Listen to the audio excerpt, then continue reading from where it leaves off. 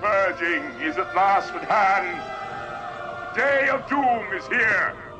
All that is evil, all that are lies, your parents, your leaders, those who would call themselves your judges, those who have lied and corrupted the earth, they shall all be cleansed.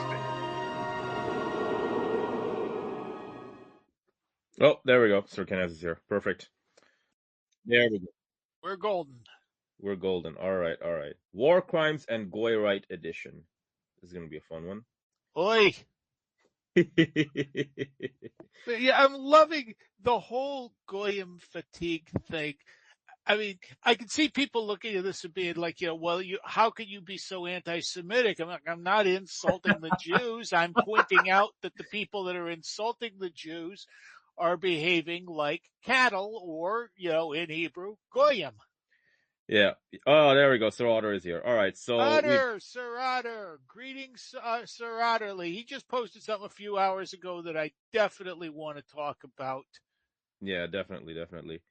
I sent a invite to a mystery special guest as well, so he may or may not show up. Just letting you know, sir. Good sir.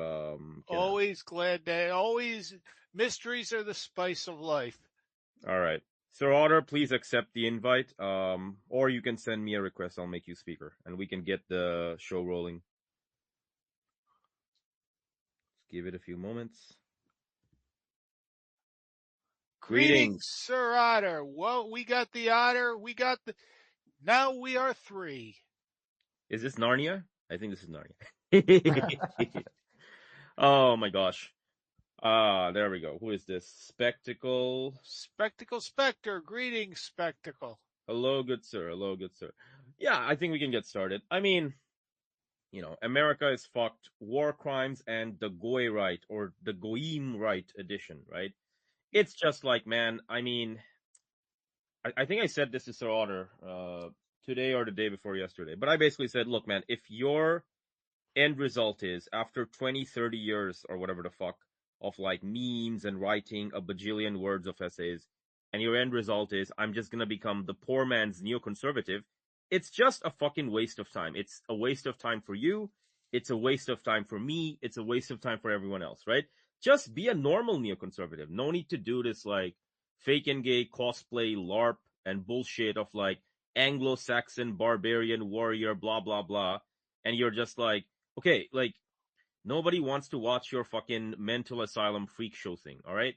Just be a regular neoconservative. Be like a guy who's like, yeah, I'm pro-American empire. I support the empire. I'm pro-war crimes. Just do that shit, man. Don't do this like, yeah, man, Hyperborea and this, that, and the other thing and blah, blah, blah. And oh, by the way, after saying 100 irrelevant things, now I'm going to talk about why I'm pro-shooting civilian boats off the Venezuelan coast, right? But what do you gents think about that, basically? Yeah, I mean, I think the silliness has been clear. I did want to start with mentioning Sir Otterly just posted a few hours ago a very interesting note about, like, apparently people have like some idiot whose name I shall spare from further embarrassment suggested, well, why are you all trying to invade Haiti? Suriname would be a lot easier to invade. Those blacks are some of the laziest people I ever met. And it was like, okay, you don't really know how invasions work, do you? I mean, we could start there, but, two of the worst places to fight in are mountains and jungles. Haiti has both. I'm not familiar with Suriname's geography, but I'm fairly certain there's a lot of jungle there. Yeah. Well, the crazy thing is she replied and she's like, oh, it's just a funny joke, man. Relax. But what this definitely is Hananiah's based ritual in action. Yeah. You got to make your edgy little racist take so everyone gives you a little handshake. The wink, wink, we're part of the club, but they're not achieving anything with that. Yeah. It's not an exclusive club that anyone would want to be a part of. Yeah. I mean, I'm thinking our war in Venezuela is, a bad idea. I mean, simply because there's more important things to talk about, eh? Yeah. I mean, as far as it goes, war in Venezuela, yeah, Venezuela's got lots and lots of oil. Venezuela's also got lots and lots of jungle. And remember the last time when you invaded a place with a lot of oil, convinced that the locals were going to throw flowers at your feet as you walked in to liberate them? Yeah. Yeah, that with Mr. Hussein, who most of Iraq genuinely hated, and they didn't greet us with flowers.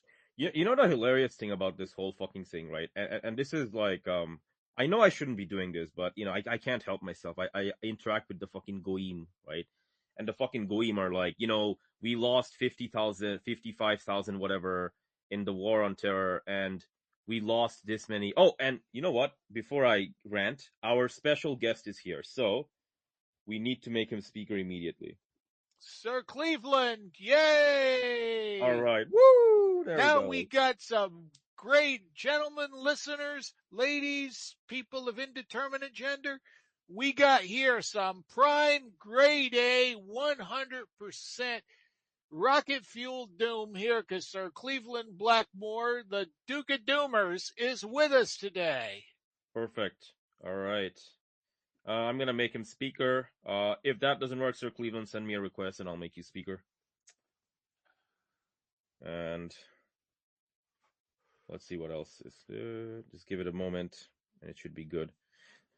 But yeah, like it's just, man. I mean, people are now pro war crimes, and they're like, well, we gotta fight these guys. Look, man, we only lost 55,000 people to defeat Vietnam, and we lost only that much versus them losing 1 million troops, and it's just laughable, man.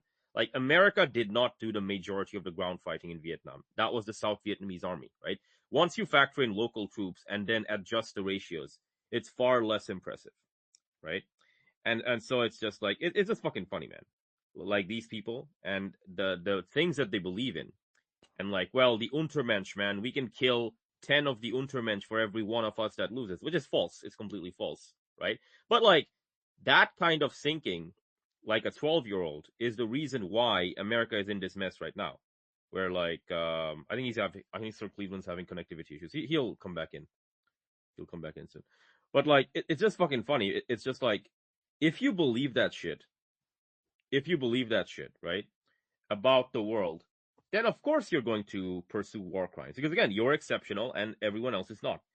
And so like, I think at this point, the goyim right, which is like, my euphemism or like my synonym for the new right, dissident right, or whatever. I think this is only going to increase, gentlemen. I think they're just going to become the poor man's neoconservative. And like Sir Otter was saying, you've got the secret handshake or whatever the fuck that is. And it's just going to be more and more of this bullshit. Yeah. It's going to be more and more of this bullshit, basically. So I think that entire clique of people are just a basket case now. And it's just like, some of them will just do what Curtis Yarvin is saying, which is like, I'm just going to fucking leave America, right? Others, I mean, they were never Americans to begin with. They're just a bunch of fucking bots from overseas, right? And the rest of them, man, I mean, if they want to get crushed in the Civil War, whatever, right? That's what it is. So their days are definitely numbered. Just the same way the alt-right had their bunch of characters are gone now. These guys, their days are absolutely numbered. People are sick of the grift. Very quickly sick of the grift. The economy sucks. The job market sucks. Inflation's still high. Yeah. We have the lowest consumer spending of any Black Friday. I Yeah. Yes. Exactly, yeah. So what about Christmas? I mean, if the retail market doesn't improve for Christmas time, if they don't get those tariff stimulus checks in quick, the economy is going to take another little bit of a dive, I think. Not a financial expert, but that's how it looks. It does not look good. Okay, I want to just give this little data point here. I've been between jobs with content writing. Thank you, AI. Was applying on the New Jersey job sites for work, basic cashier work. Got back, warning there are a lot of this is a very competitive field. I'm talking like cashier at a grocery store. There are 52 positions available with New Jersey jobs. there are 14,000 people who are willing to take a job as a cashier. It's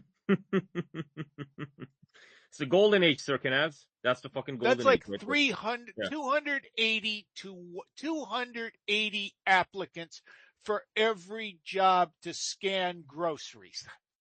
Yeah. That does not surprise me in the least. Yeah. Yeah. Sir Cleveland is speaker, but for some reason I can't hear him. There might be some issue with the fucking audio.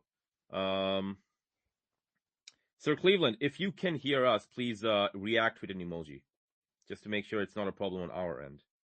Oh, he's requesting now. All right, let me see.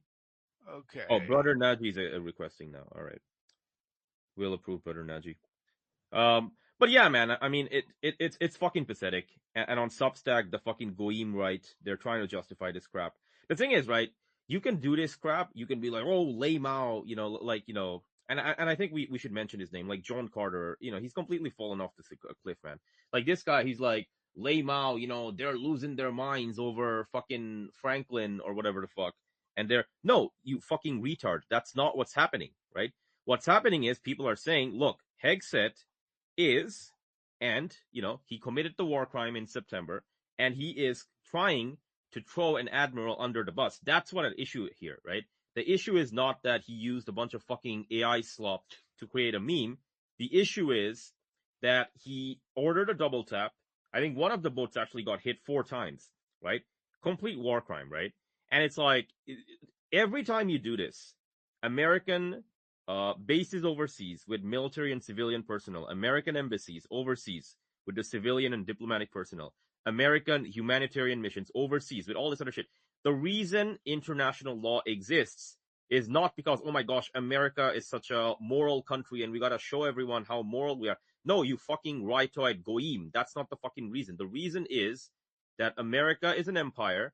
It's got imperial outposts all across the world. The law exists to make sure that those people don't get fucking kidnapped and assassinated and blown to bits by Shahed 136 drones. You fucking imbecile. All right, rant over. No, yeah, they're creating a much more dangerous geopolitical reality by not adhering to the rules that we've all been adhering to. Yeah. America's always been able to bend those rules, but now they're just really going in a direction that's very questionable. Yeah. I mean, I also remember I said this on our Telegram channel last night. Everybody knows rules get broken in combat. Now, my question is, where was the break in the chain of command that somebody gave this info to the media? I'm not justifying what they did. If what they're claiming they did happened, that is indeed a war crime. Yeah. There's no question about that. But, who leaked that? My feeling is, it was not leaked by one of the soldiers that were horrified. The leak comes from somewhere higher up by somebody who's basically outraged and decided to fight against the system. And it's like, that's not really your job when you're the military is not to do something like that. That's a serious discipline issue. Yeah, exactly. I mean, do we need to look any further, though, than that picture of all the admirals when Hegseth made that speech to them? I mean, the looks on their faces said it all. They don't respect that man. No. Great great misgivings about the direction Trump's taking the military. I mean, just even the renaming is dystopian. Yeah. We're Department of War.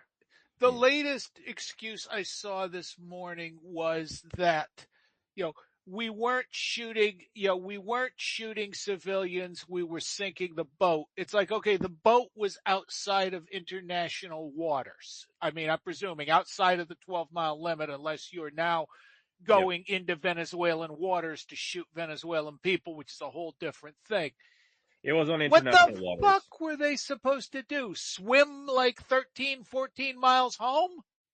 International law with regard to the rules of war are as follows. If you have ironclad evidence that the boat carries drugs, weaponry, etc., and is no longer a civilian object, which is a very high bar of proof. If you have that proof, right, you have to shoot the engines, disable the boat, and then arrest everyone on the boat. And you can only do so if it's on international waters or on your territorial waters, right?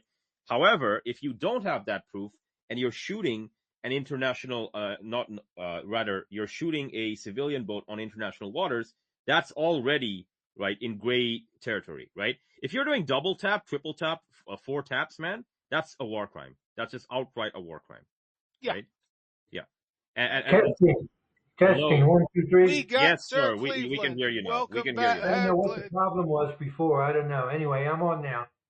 No worries, good sir. No worries, good sir. But no, Sorry, what do you? I interrupted you. No worries.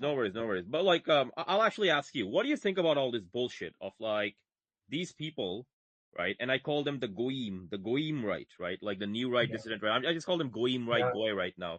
It's like, yeah, man, fucking laws and shit. We don't need the laws and shit. We're the fucking America, man. We're fucking empire. And I'm like, dude, you got people overseas, right? The law exists so to make sure that the norms are respected, right? It's not to show everyone that I'm fucking virtuous. That's not the fucking point. The point is America's got adversaries and foes, and if standards are not maintained, these other guys are going to get hit, right? And they don't seem to understand this point. Like, you make this point, and they just fucking insult you, and they're like, oh, you don't know what you're talking about. We're going to fucking kill you, terrorists, or whatever. Shut the fuck up, bitch.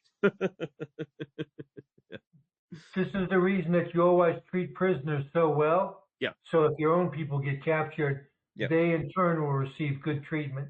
Exactly.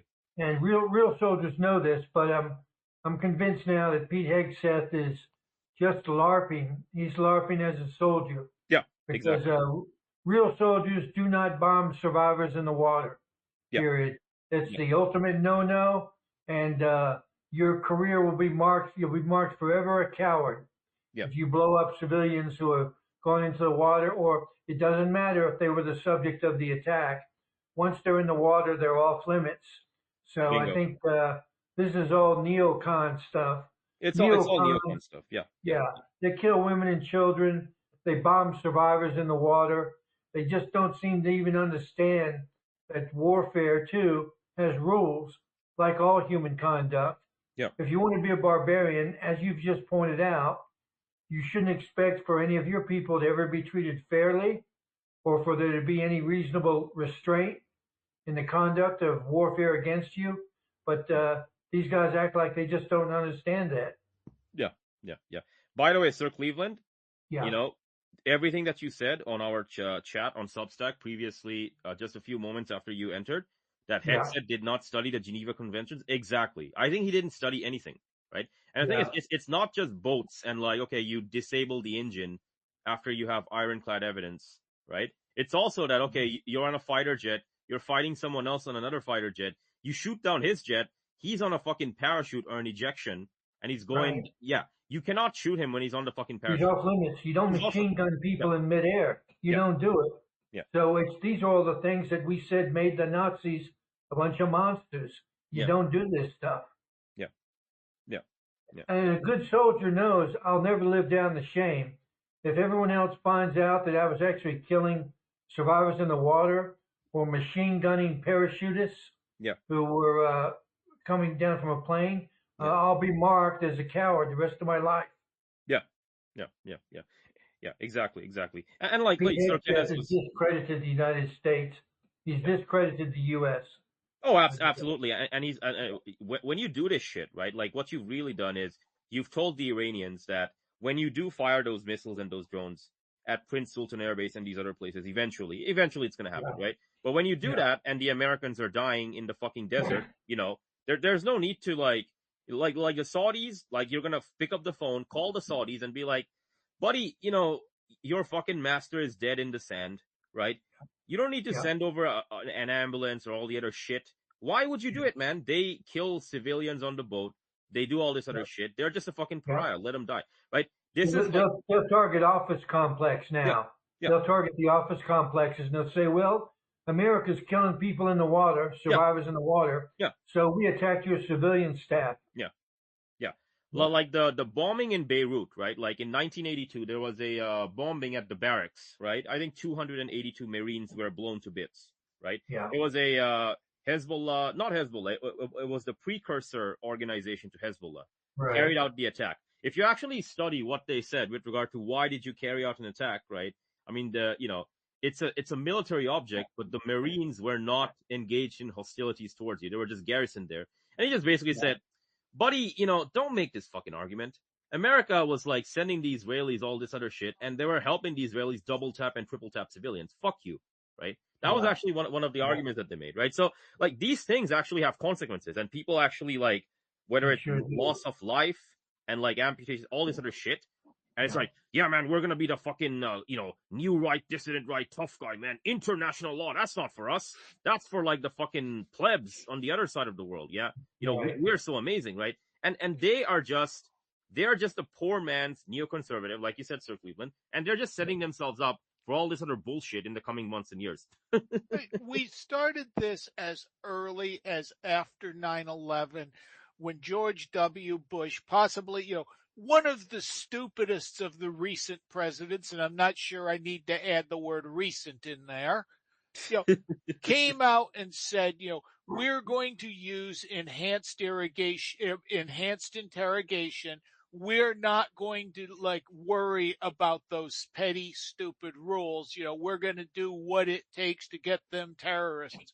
That was an incredible blunder that led to a lot of hostility in areas where we could have built bridges.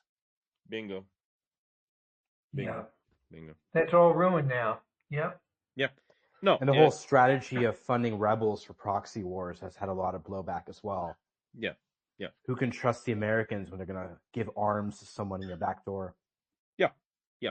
Yeah. Yeah, and who can expect that when America starts getting trouble on its borders, who can be surprised when, China, who remembers all the weapons we've given to Taiwan, and Russia, who remember all the weapons we've given to Ukraine, decide they're going to start shipping weapons to our enemies. Yeah. Yeah. Yeah. I've heard it said that the real definition of a neoconservative is a grown man who doesn't know much more of what it is to be a man than what he's learned by watching old John Wayne movies. Yeah. And many of the things that he thinks makes him look tough actually make him look weak to the enemy. Yeah. He looks to be female in that he cannot control his emotions. So when you have reprisals and revenge attacks against your enemy after he's defeated, he's surrendered, or he's helpless, it makes you look like a woman. Because women stick the heel in. Yeah. Men have imminent self-control. They control their impulses. When the enemy's floating in the water after their boat's been blown up, the man will say, that's enough. They can swim home if it comes to that. But we don't target them once they're in the water. A woman, of course, wouldn't see anything wrong with killing them in the water. She'd say, after all, isn't that what we're doing? That's what war is. But war is not that, and that is not a legal target in war. So the loss of respect internationally that's going to result from this is going to be far-reaching over coming years. And when people begin to expect the United States to be the sorts of people who machine gun people in the water, who drop bombs on people floating in the water, who are no longer armed, I think we'll be feeling the effects of that for the next 10 years. Assuming America is still here in 10 years, and I don't believe it will be, but that's how serious it is. Yeah. Can I posit something, good sirs? Oh, brother Naji from Ohio, Pakistan. All right, bro, go for it. I'm here. I just woke up. I'm feeling fresh. I have an interesting twist on this. I think there's potentially. So we all know the classic line, anti-war line. It's like, well, the politicians never send their sons. It's always the poor or the masses that have to go and die in Vietnam or in a barracks in Beirut or wherever.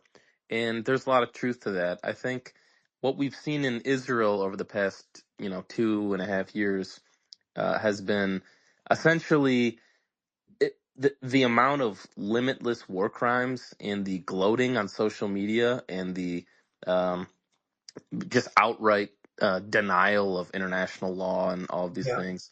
Yeah. It is being mirrored now in the United States' actions in off coastal Venezuelan waters, Exactly. So and well said. I just want to give a thumbs up to that. You just nailed it perfectly. I It's appreciate a it. soy boy reaction. It's the soy boy. The soy boy It's doesn't Goim, know Sir that. Cleveland. It's Goim. It's You've got the goyim Hebrew hurting. master. It's goyim hurting, in my opinion. It's the Hebrew master. It's the Hebrew master, right? The Hebrew Yeah. master's got the whip. He whips the Goim around and he behaves a certain way. The Goim looks at his master and he's like, "Oh my gosh, look at my master. He's behaving so amazingly. I gotta behave like Yeah. that as well so that I can do what he does, right?" And Yeah. it's like, if I behave like him, I'll be based and I'll get my fucking ethno state as well. It's like, no, you fucking retard. You're gonna get destroyed like him as well, right? Yeah.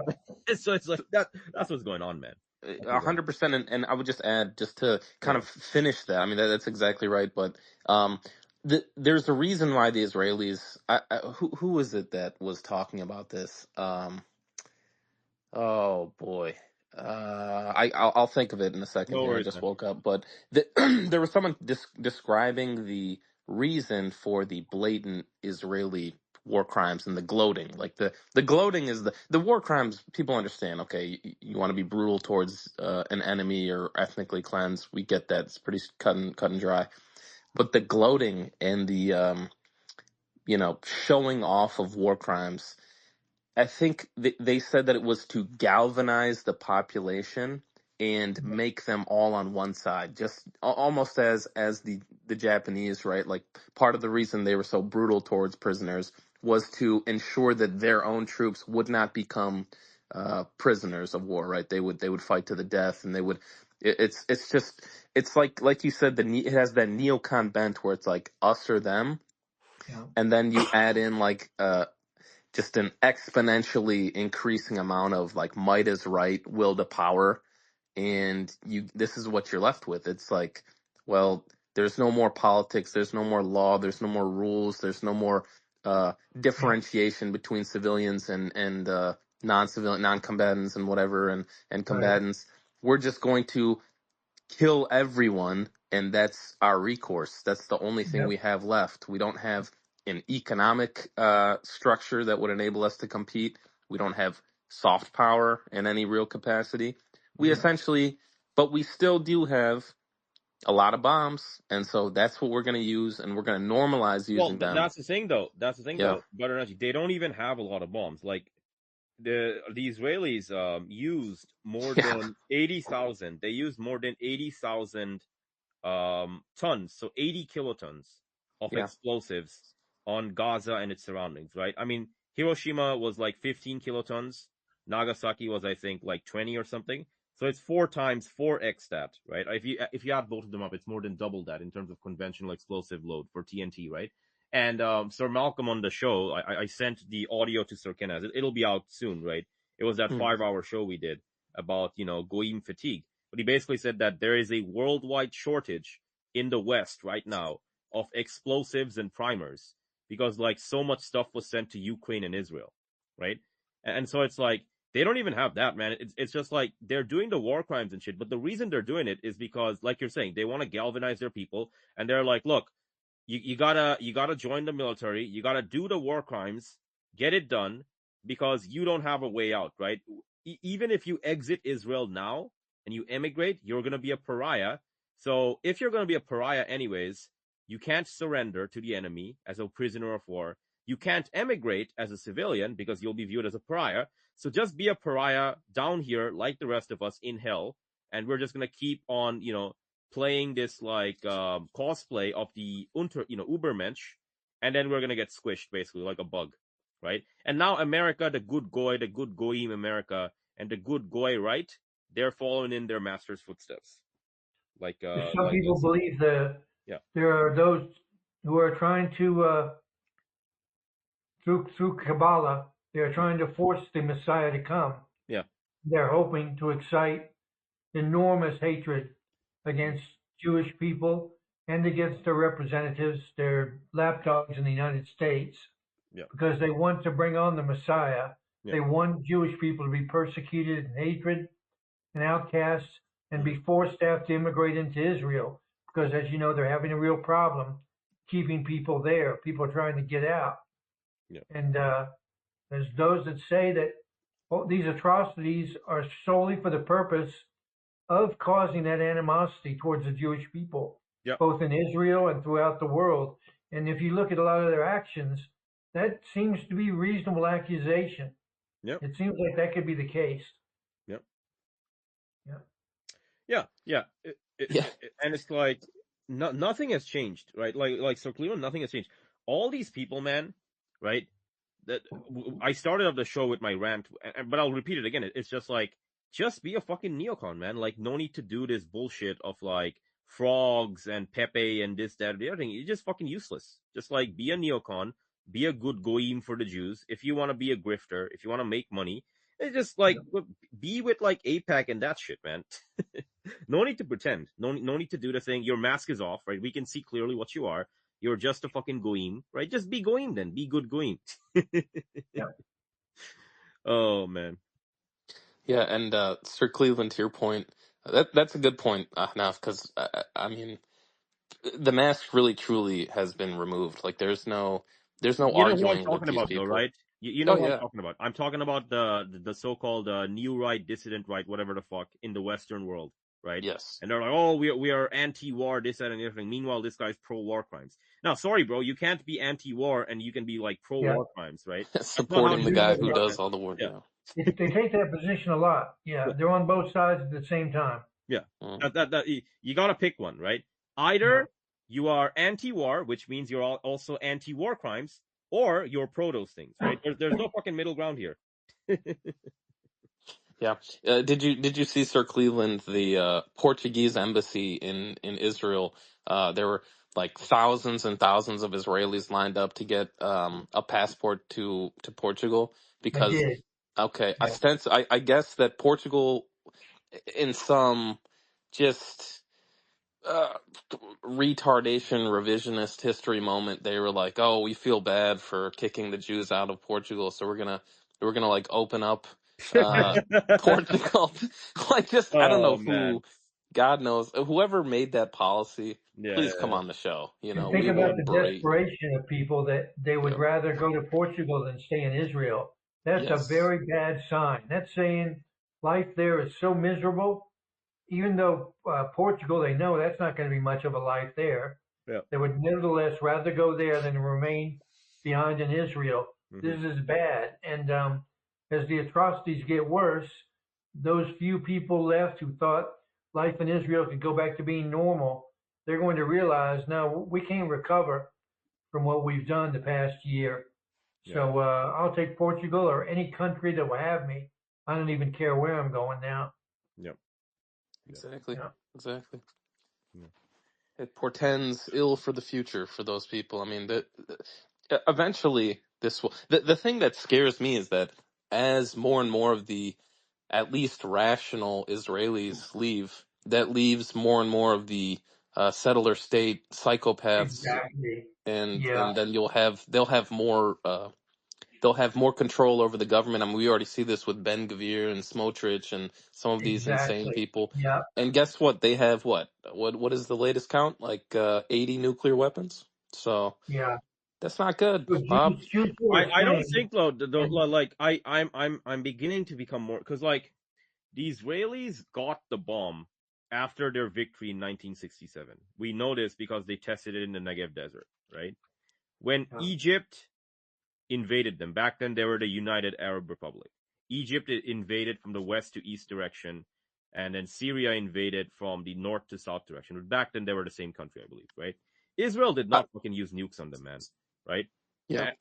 And the thing is, right, like I don't think they have a use case. I don't think, there's a chance that they do it against Iran, but if they do, man, they're just fucking dead, right? Like they're just gonna be. I mean, they can hit Iran with a couple of nukes. Iran doesn't even have to break nukes out. They just have to hit them with their conventional missiles for a couple weeks. Yeah, I mean, Pakistan would basically use the nukes, or someone else would use the nukes. But like, once you cross that threshold, right? The guy who initiated the strike, whether it was Israel or America or whatever, the first strike guy simply gets destroyed, right? And Israel has nothing, man. It's just like this small patch of land, right? But we've talked about this at length. But like Sir Otter, actually, I want to ask you. You're on Substack a lot these days. You kind of interact with the Goyim all the time, the Goy right, the Goyim right, or whatever, Yeah. right? Like, so they're now pro war crimes. What else are they doing? Like, what other strategies are they using to, like, herd the Goyim and the Goy cattle? You think they're trying to purge them? I don't see any evidence of that. I don't think they're trying to purge them. I think they're doing different coping mechanisms. I'm asking you because like you're the resident scholar. There's You're the resident here scholar for with sure. regard to like the fucking Goyim. So that's why I'm asking. Yeah. Well, there's a dissident right is kind of corralling some Zoomer frustration, I think. Yeah. And then you have the big con right who's going to make the decisions anyway because they're invested into the institutions. They own the real propaganda outlets. Twitter is one place. But when it comes to the broader voting electorate, I don't think these conversations are going to have as much of an impact as the dissident right feel like they will. So, they just have to kind of tame some of this frustration against Israel, hope it blows over, distract them with something else, keep the dissident right as a kind of a containment for that. A little bit of argument back and forth with Orrin McIntyre and Ben Shapiro and business as usual. The usual Goyim theatrics, right? The Goy right theatrics. Yeah. I mean, no one's really asking any of the hard, difficult questions. Those are all swept under the rug. If you bring them up, everyone's saying you're counter signaling. Yeah. Well, how about real fast? How about do people bring up Nick Fuentes in those spaces, or is he seen as a pariah, or how is that? He's viewed as the Nick Fuentes and JD Vance. They've already moved on to those guys, bro. Like they're already like, oh, Nick Fuentes, man, and JD Vance, and like, oh, Trump has failed us or whatever. And then everyone else is like, no, Trump hasn't failed us. We have to vote harder, man. We got to vote harder. It's fucking pathetic, man. The pure Goyim. Nick Fuentes has also been dialing down his rhetoric a lot lately. Yeah. So he's kind of moving towards a more moderate position. So maybe they're going to try to put some of these Zoomers outside of the angry containment zone into like a middle space. Yeah. And then, as you said, that might be used to legitimize JD. I can very much see that as well. Yeah. Well, like Fuentes is just a Goyim herder, man. Like that's what he is. He exists to herd the Goyim, and his entire purpose is to get the Goyim to vote harder. And after they vote harder, they're gonna go online. They're gonna yell about how war crimes are amazing. Some of them will donate to like the war criminals. That's what America is, man. Like America is just the womb. Like what did His Eminence Ayatollah Khamenei say? He's like, America is the womb through which Satan enters the world, right? And that's what this is, man. Like, if Fuentes is like saying stuff about, you're not gonna do fucking war or whatever, right? And then like 5 months later, after he becomes more conventional, like you said, he's gonna dial back. And look, Sir Otter, I'm telling you right now, what's gonna happen? He's gonna become poor man neocon number 2, right? That's the end result of all this. That's it. It'll just be a little bit more critical of Israel, but they'll renegotiate how that looks. Yeah. Maybe instead of part of being paid opposition, when you're paid opposition, you've got to do the criticism, or you're not the enemy. You're not opposition. But I can't believe anyone actually takes Fuentes seriously. He's clearly Mossad operative, and there's no doubt in my mind he gets his talking points every day, just like Ben Shapiro. So they're birds with the feathers flock together. The reason they're always pretending to argue with each other is they work for the same people. Their paycheck is probably signed by the same guy. Yeah.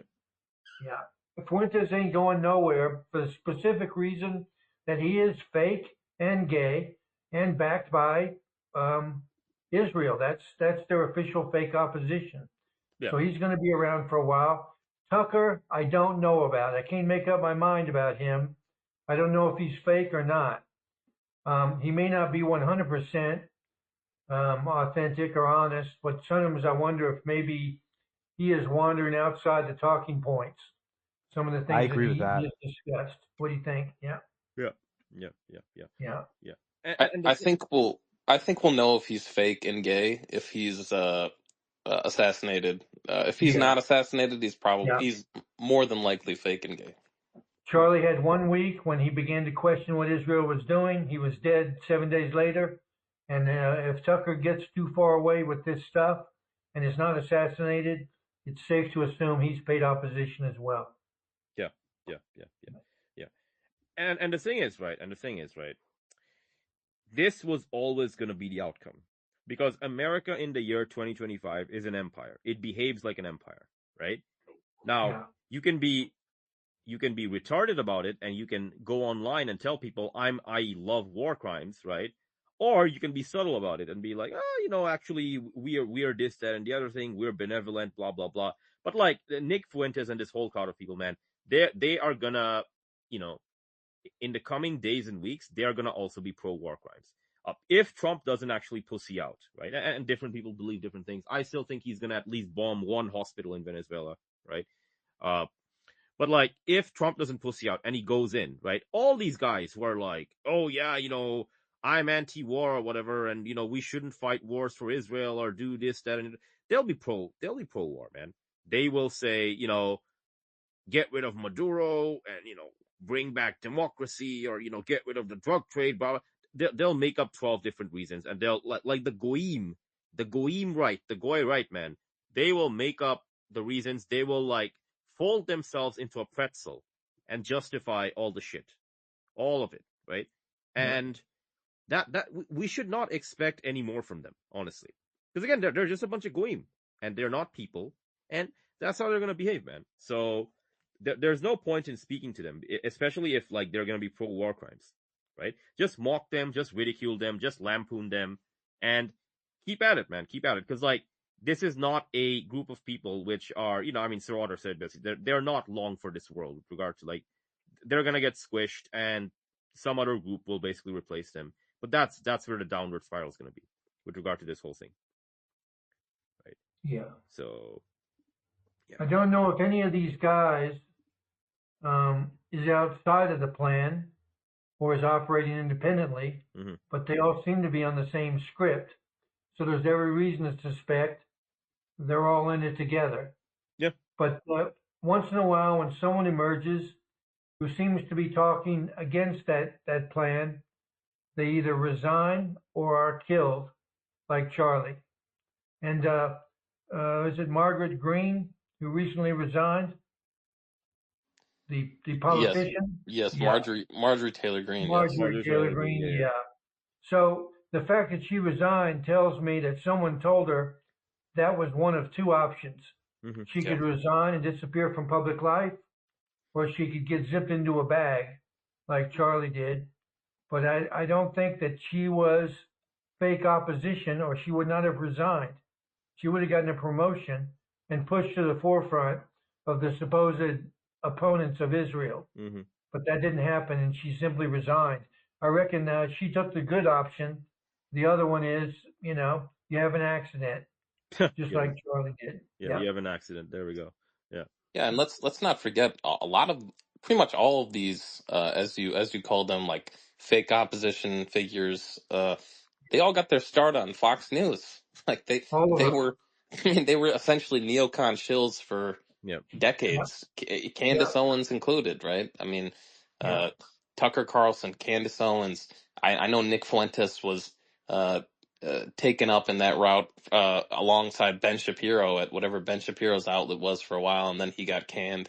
And so, I mean, it's not like these people aren't grifters in some way. It's possible they have a soul. It's possible they're not just goyim with no soul, but they are goyim, man. They're fucking goyim. Look, dude, they're fucking goyim. They're pro war crimes. They're pro war crimes. Yeah. They have no problem with like 11 or 12 fishermen getting blown to bits by like a drone that cost a couple $1 million, right? Yeah. And they gloat about it and they joke about it and they use AI slop to celebrate it. They got no fucking soul, man. They're fucking goyim. Absolute fucking goyim, right? And I will not apologize, and I have no doubt whatsoever that what I said is correct, right? Candace Owens was on a Mostad-run escort site called New Faces. Yeah. She and about half the women who entered the conservative political domain in the late 90s and early 2000s, they were all originally escort women on a site called New Faces. Yep. Their Mossad masters must have enjoyed them and decided, I think she was intelligent enough when I met her, we could give them some other work. So Candace Owens got signed on as very heavily promoted fake opposition. That's what she does now. Yeah. So many of them, it only takes you prick a pin into their history and you discover it's so obvious, it's almost embarrassing. They're Mossad funded, set up by Mossad. Their YouTube channels were organized by Mossad or Mossad related NGOs. Mm-hmm. And they're the ones that put him in business. Even Charlie, all of his early money came from them. Yep. But it's obvious he did begin to turn against them. Yep. And that's a bad idea. Man, you take $20, $30 million off people like that, yep. and then wake up one morning with a conscience. Mm-hmm. You shouldn't be shocked if you're going to end up dead. Yeah. Because exactly. he took a lot of money from them. Yeah. Sir Kenneth. Candace Owens has been heavily funded. Yeah, exactly. Sir Kenneth, are the Goyim people? Well, they don't behave like them. Like you could call them cattle. You can call them goyim. I think the Gnostics used to call them hylics. I've also heard NPCs. Basically, they've outsourced their thinking. Yeah. Yeah. And they're very lifelike. They're extremely lifelike. Yeah. I don't know if you get carried away and call them a real person. It's just that they are a type of simulator or automaton that can do a convincing representation of the things a person does. Yeah. You ask them a few in-depth questions, and it becomes obvious the lights are on, but nobody's home. Yeah. It's just an illusion that they have a real soul or personality. I hate to say that about them, but as a Christian, I know the difference between a man or a woman who has a soul and somebody who's just going through the motions. Yep. And that's why they call them goyim. And frankly, that's something that I agree on with the Jews 100%. They're more like farm animals than people. Yeah, I mean, the Jews are correct, but they're correct because this is a classic case of broken clock. Broken clock is right twice a day, right? Yeah. That's what this is, right? The real question is, if those people are tribal, simple-minded, and driven by very crude racial hatreds, then what on earth are the Jews? What are the Jews? Yeah. If they're right about the Goyim, and they are, what does that make them? The crudest, most tribal, most vicious people of all. Yeah. None of these people are going to heaven when they die. No. Not with these kind of hatreds. Yeah. It's just like it's like I wanted to call this Goyim Fatigue Edition Part 3, but maybe I'll save that for like the next show where I want to do like a 6-hour show, but that one's gonna be Goyim Fatigue Edition Part 3. But that'll like be Goyim fatigue. That'll be fatiguing. But, okay, one of the things I say it frequently is Alan Turing talked about a time when computers were going to be able to produce conversations that were indistinguishable from human conversations. What we got it backwards. We now have humans who are essentially indistinguishable from AI slop. Yeah. You stole the line from me. That was my line. I was going to say that. I'm sorry I stole it. You can have it back. I give full credit to Sir Cleveland Blakemore for that one. But yeah. Who would have dreamed 10 years ago we'd have machines that can pass the Turing test, and 3/4 of the population can't. They can't pass the Turing test. Yeah. If you put them behind the screen, you could not tell if that's an AI with talking points, pretending to be a person, or a real person. That's how uniform their opinions are. No. I mean, if you're repeating what you see on the internet and not realizing like probably 45-50% of the stuff you're like, liking and reposting comes directly from AI, and that doesn't, another 50% of it probably comes from South Asian or like Filipino or other influencers who are being paid to tell you what to think. I mean, you're no different than the machines at that point. I mean, I can't tell the difference between a lot of the people that are reposting stuff and paid influencers, because it's like, you're like the paid influencers. You're just not smart enough to get paid for it. Yeah. That's the worst, when you just repeat back what the TV tells you to say. But you haven't managed to get on the gravy train somewhere. Yeah. Like I did a bunch of these shows with Sir Arnav Jindal, our resident scholar of all things Indian, living in Mumbai, India. And I basically told him, man, you guys are called scammers, but you guys aren't actually scammers. You're just a bunch of hustlers. You hustled the goyim from their money.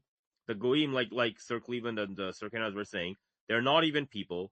They can't even pass the Turing test and behave as human beings as opposed to robots and machines. So I'm like, okay, so you guys are just their drug dealer, man. They're the junkie.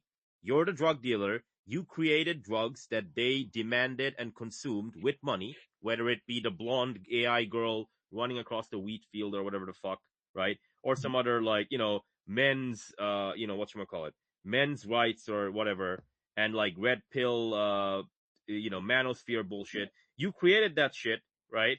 In India, Bangladesh, Nigeria, Pakistan. You hustled them. Honestly, man, that's a good outcome, man.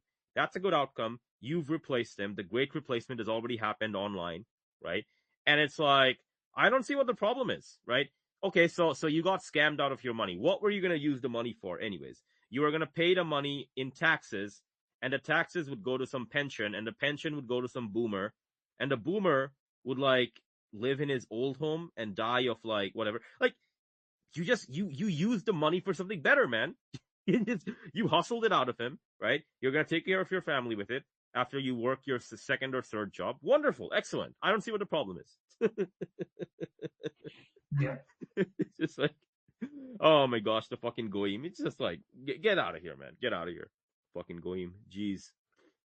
What you mentioned, Keenan, with the labor market being so tight, you'll notice that the one people who never seem to want for work are those guys that work false opposition. Year round, somehow they manage to make a living just by talking, despite the fact it's actually much more difficult than it's portrayed. Mm-hmm. But somehow, they just show up on YouTube 5 minutes a day, and their net worth is $100 million. Mm-hmm. And I don't believe any of it. If they weren't fake opposition, they would find it's very hard and takes a long time to build up an audience on YouTube, especially one that big. Mm-hmm. Mm-hmm. But the fake opposition, they literally do not stumble and stub their toe, because there's always someone backing them there. So if they have a slow week, they put a little more in their check, but they want them to be self-funding if possible. Mm-hmm. But lately I gather that Ben Shapiro has got to tap into the general fund to keep operating, because otherwise there'd be nobody watching. Mm-hmm. Mm-hmm. I mean, at this point, it's hard to tell how big an audience people have when you get to the world of bots. I mean, I'm fairly certain Eurabiamania is not getting botted, if only because we're growing so damn slowly. If there is a Rothschild listening here, no. Some controlled opposition. You can feel free to throw money in our direction. You're asking the wrong guy, Sir Kenaz. You're asking the wrong guy. You can tell yours is real, Kenaz, because it's growing slowly. It's growing, but it hasn't exploded to $1 billion in 1 week, because realistically, there's no way that can happen. So you can tell your site is real on YouTube. Yeah. And any site on YouTube has to build an audience and has to justify its advertisers who are willing to pay that kind of money. But the fake opposition guys, they never struggle. Life's very easy for them, and they seem to be in work no matter what's happening. Yeah. Can't help but notice. Yeah. Sir Kenaz, you're asking the wrong guy. You gotta go to India and you gotta ask some Hyderabadi, server farm people to help you grow or whatever. You're asking the wrong people, man. That's true. If there's if the guy who runs Tata Motors, you want to dump a couple of lakhs of crores of rupees in my lap, and I will happily say good things about India going forward. I mean, I got to give you all credit. You may be the kings of phone phone scams, but like they said, you're taking, it is moral. I'm trying to remember who it was said it is morally wrong to let stupid people keep their money. Yeah, exactly, man. That's literally what I believe. Oh man, it's just like it's just so funny, man. It's just so funny watching this whole farce. I mean, Sir Otter, you're in Europe, but like, you have some American expats living there. How are they behaving? Are they like, do they still care about Trump, or have they like completely gone to like JD Vance and they're like, oh, he's the next white savior, even though he's got an Indian wife and 3 Indian kids. Well, look, I avoid Americans like the plague, so I don't know many here, but I do have some friends in the States of various political persuasions, and it seems to be the consensus, except for one guy, that Trump sucks. But this one guy is quite interesting because he used to be a hardcore Democrat, and I guess he's benefiting from the Trump administration somehow in his line of work because he is pumped up about Trump. He's made a full 180 in his politics. Really? Interesting. So what does he like about Trump? Like the fact that he's got a bajillion tariffs, or the fact that he loves the tariffs? He loves the tariffs. Okay. He was pumped up talking about the tariffs. Okay. Okay. So you know what? He might be one of those like people who work for like customs. Like if you work for customs and if you're like the tax collector and you go to like the port and you're like, hey man, we're gonna collect the customs and duties from you now. Boss says so, right? Maybe he's one of those guys, man. He's like, yeah, man, business is booming because I get to fucking tax these motherfuckers whenever the fuck. I don't want to put any pressure on the guy publicly, so I'm not gonna mention. Fair enough, man. Fair enough. Whatever he's doing, it's trickling down to him somehow. Trickling down to some. The most jacked up person I've seen on Trump, and he's actually an intelligent person. Got it. He's not just one of these, Midwestern rednecks or something. Like, I love my Trump. Yeah. He makes the liberals angry. He's not one of those guys. He's a smart man. So, so he's not like John. He's not John Carter of Mars. It's like, he makes the liberals angry, therefore he's good. Trump is good because he makes the liberals angry. I think I can see somebody just being like so disgusted with what the Democrats have become that they're just like, okay, Trump has his flaws, but at least he's not Kamala Harris or Joe Biden. Although I'm starting to think maybe he's closer to Joe Biden than people like to admit. Joe Biden is gonna survive, man. I mean, Trump probably has like multiple strokes and shit. He fell asleep the other day. It was just like, yeah, this guy, man. Joe Biden is probably gonna outlast. Maybe we could, stop hiring geriatrics for the highest office in the land. No. I mean, that was kind of a Soviet thing, wasn't it? They basically were, the last couple of Soviet leaders they had, whose names I don't remember, but that's fine. Neither does anybody else. Were all in their like late 70s by the time they got in and were out within a year or two. They need time to collect all that blackmail, though. Yeah, exactly. I mean, it's just like, although of course, when the Russians finally got a younger leader, it was a 54-year-old named Mikhail Gorbachev, and he didn't necessarily, I think Gorbachev had good intentions. I just think Gorbachev was a little bit naive about assuming the West is going to welcome us with open arms and not, the West is going to plunder us for everything they can take. Yeah. And I should also note that I'm fairly certain the Russians remember that, just like the Chinese remember the century of humiliation, and that, when the global American empire collapses and, the United States as we know it collapses along with it. And, note to my listeners, you'll note I'm saying when, not if. I expect Russia and China are going to do the same things to us we did to them. They're basically going to see wow, there's a lot of resources there. Yeah. Yeah. Once we're weak enough, we're going to be very attractive for invasion. At present, with some deterrence capability, they would think twice, but that's not going to last much longer, I reckon. I mean, they don't even have to. The thing is, they don't have to invade. You don't have to bring troops in. You just, the first thing you do when things start collapsing and you start seeing a lot of fighting in the streets, I would expect the powers that be to call on the UN to maintain order. When you've got people who are like hungry, who are like, jobless, and you have troops a smile, like, gangs of smiling Russian troops handing out food and medicine, people are going to be like, okay, these guys are all right. Yeah, that's how they'll get their foot in the door. If Red China is helping out with the famine and Russia's on the ground and it's in a humanitarian capacity, before you know it, they'll have standing troops here and a presence that they'll turn eventually into a protectorate. All these things have happened naturally throughout history because the central government here is failing so miserably, they're not going to be able to do anything about it.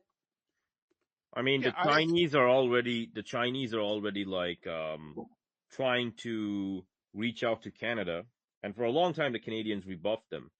But like now Mark Carney's like, actually, cooperating with China doesn't sound so bad, right? I mean, people like to talk about the Turkish Mongolians, and I'll admit I do tell some Turkish Mongolian jokes and share some Turkish Mongolian memes. Sorry about that to all my, Turkish Mongolian friends, but the Chinese are so much better at soft power than the Turkish Mongolians.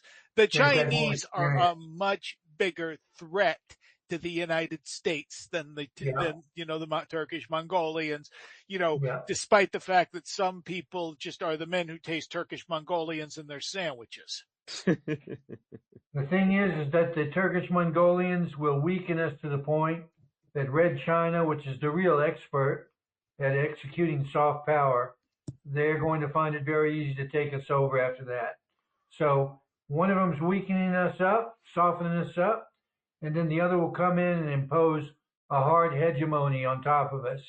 And that'll be Chinese that'll do that. And I don't doubt that they will be working with Israel off and on after that's done to ensure that America's surviving population is guided in the right direction. But it'll be China, the one that's got the real experience at occupying other people and bending them to their will, do what they want, use what resources we have here for their benefit. I see that as coming too. I've seen it for about 30 years. I've expected it. So they've been buying up real estate in the United States for a long time. Yep. Oh yeah, and Americans will sell it to them. Americans will sell it. Yeah. Sir They own Cleveland. half of Canadian real estate. Yeah. Sir Cleveland, history pop quiz, history pop quiz. Yeah. Okay. Athens and Sparta, Peloponnesian War. After Sparta won, what did they install in Athens? Oh darn it! Oh, I know this one.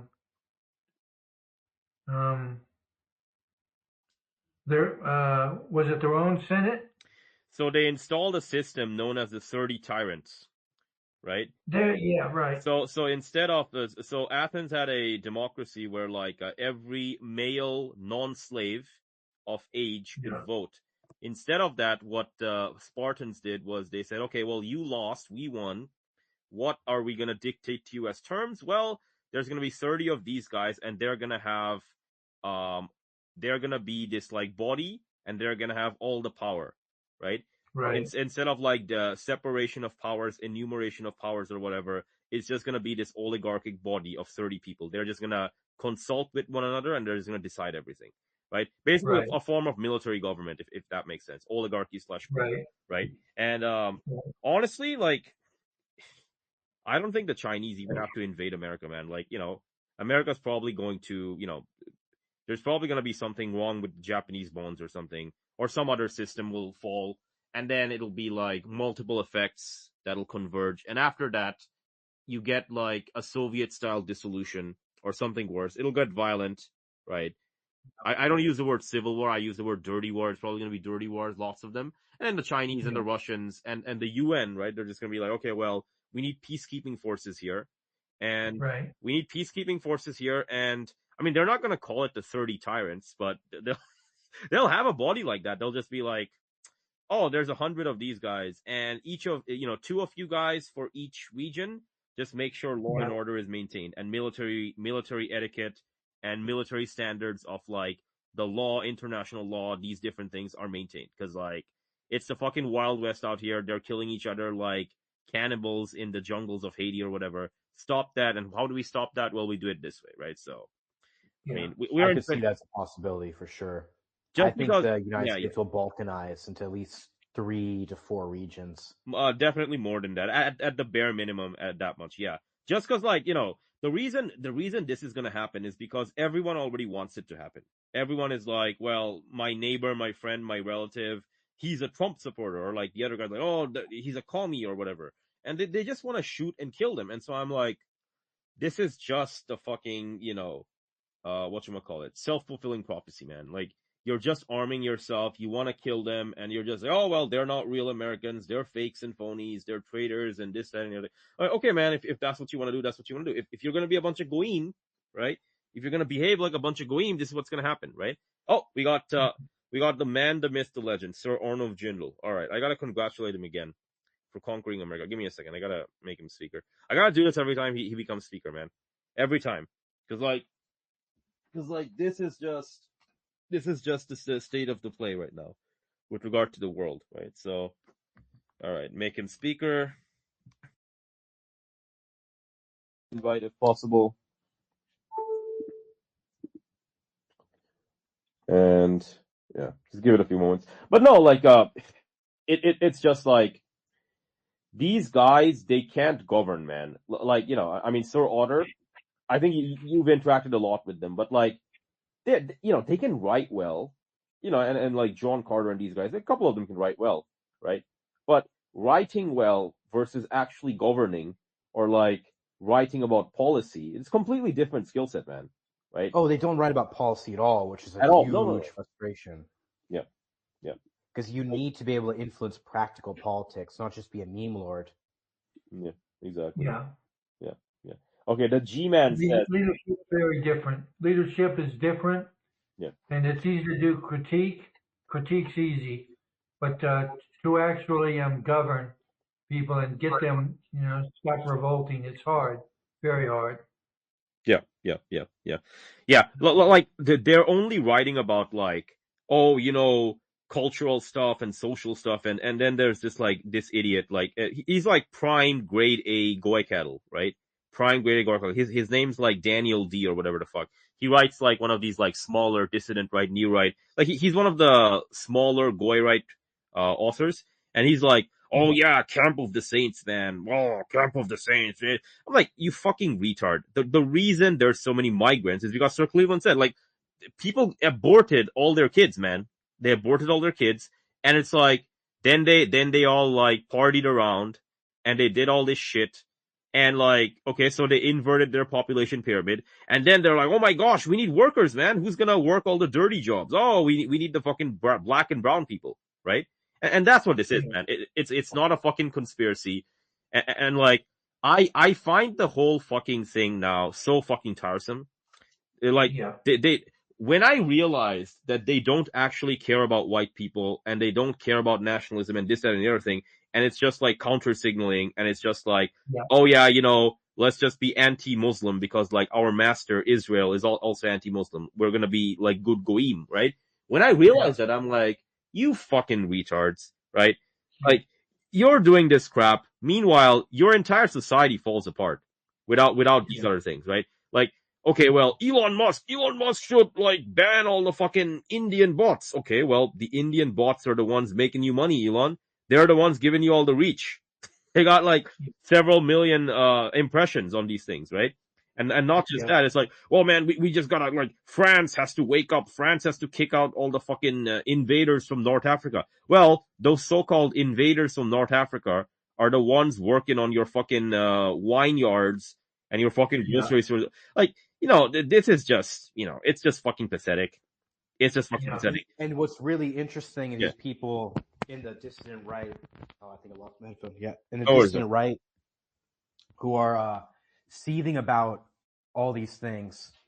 They don't realize that the really, really even more stupid than them, even more catalyst than them, are actually clicking on like the most retarded stuff that you're talking about that bots create. Yeah. They're clicking on the AI images. They're not reading these stupid discourses that they're having, the screeds they're writing. Nobody cares. Nobody gives a fuck. Well, like, they've been outcompeted, man. Like, I'm gonna write this amazing essay of like 10,000 words. No one's reading that shit, man.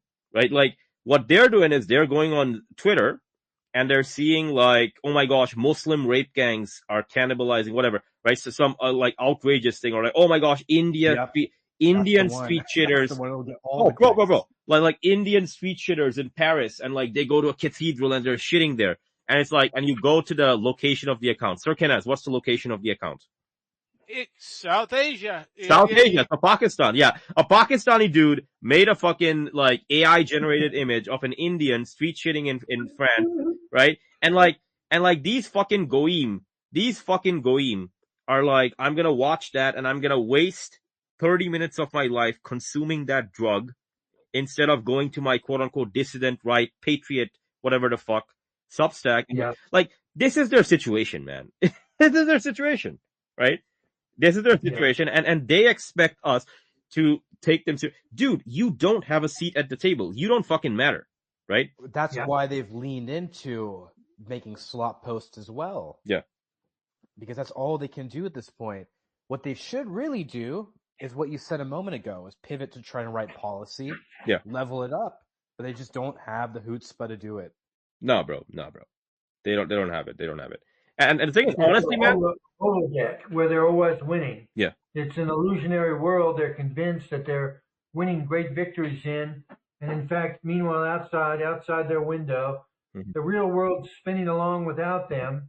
And turns out they're not needed for any of this stuff. No. They're not relevant because most of them didn't have children. Mm-hmm. So they're utterly irrelevant. And whatever games they play on the internet, they don't matter. They're victories in a digital world that doesn't exist. Mm-hmm.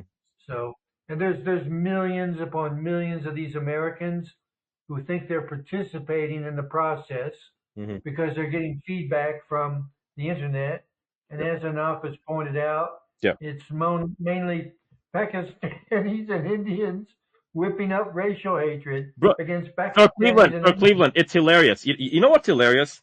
You know that meme. You know that meme a few months ago of like, you know, Indians are street shitters and they like shit on the streets all the time. And you know where the location was for those places? It was coming from accounts in Bangladesh and Pakistan, right? It wasn't even like the fucking white people in like America and Canada. It was like fucking Bengalis and Pakistanis. And you know what I think it was? I think, and I'm just guessing here, like I don't have any empirical evidence for this, right? I'm just guessing. This is just a guess. I think what they did was, these guys, they own a bunch of these bot engagement farms. They picked up the phone, they called the guy in Mumbai, India, and they're like, hey man, you know this K-Fabi thing we learned from the Americans? We're just going to perfect it now, right? We are going to start this thing, and what we want you to do is, you've got a bigger bot farm. We want you to run interference and like play the heel against us, right? And then what's going to happen is you're going to pull in these suckers in these white countries in like Europe and whatever. And then they'll be like, yeah, man, it's a real thing. Indian street shitters. Meanwhile, it's like him and two other guys who are actually real people. And the remaining 997 are like fucking bots from like Bangladesh, India, and Pakistan and these other places, man. It's just. And apparently it's a good living. Apparently you can make a really good living at it. There was an English guy named Barry Stanton who became just infamous for like his pictures of like street shitting Indians, AI memes of Indians dragged kicking and screaming to a toilet. You know, just all kinds of like Paki bashing, India bashing. I was very surprised, not that surprised to discover Barry was from Pakistan. Sir Cleveland, the great replacement has already happened. Cyberspace is already it's already filled with this shit, man. Oh my god! Take your corner shop jobs; they took your bigot jobs. Back in my day, the Canadians and Australians are the biggest bigots. God, man, they can't. Fucking The, leap. the fucking racists, the fucking racists can't even do racism, and like they get fucking replaced by Sir Arnold. Guys, Sir Joe, Arnold. real fast, check the comments. I I did. Yes, I yes. That's created a amazing. meme. That's Okay. about okay. Sir Arnov, I'm gonna send this to you. Because this is all part of our total victory over the Goyim. What the looks like, man. This is what the victory looks like, right? Oh man. Oh dear. I just like, man. It's a bunch of goyim. They're pro war crimes. They can't even be racist online anymore. Their racism job is gone, like Sir Kenneth was saying, right? Like they can't even be bigots. You lost your anti-Indian racism job to Indians. Yeah. I mean, never mind you lost like your jobs to H-1B people. You lost bigot jobs to H-1B people. Ultimately, Sir Kenneth, all their grunt work we have to do. Like this, ultimately, it all goes down to that. Even like these people are so like what we can say, like Disney princess. Like these people can't do even like small dirty jobs. Like everything they have to export it to us. Yeah, bro. I mean, you got H-1B people doing your anti-H-1B bigotry for you now. It's like you couldn't even do your own racism right. Yeah. You had to hire people to do it on your behalf. Oh. I mean, it doesn't really. It's another job they stole. They stole another job. Yeah. God. Oh my gosh, man. The fucking goyim, right, man? They're fucking circus, man. Holy shit, these people. They're not people, man. They're fucking goyim. That's what this is. They're fucking goyim. Oh my gosh. What?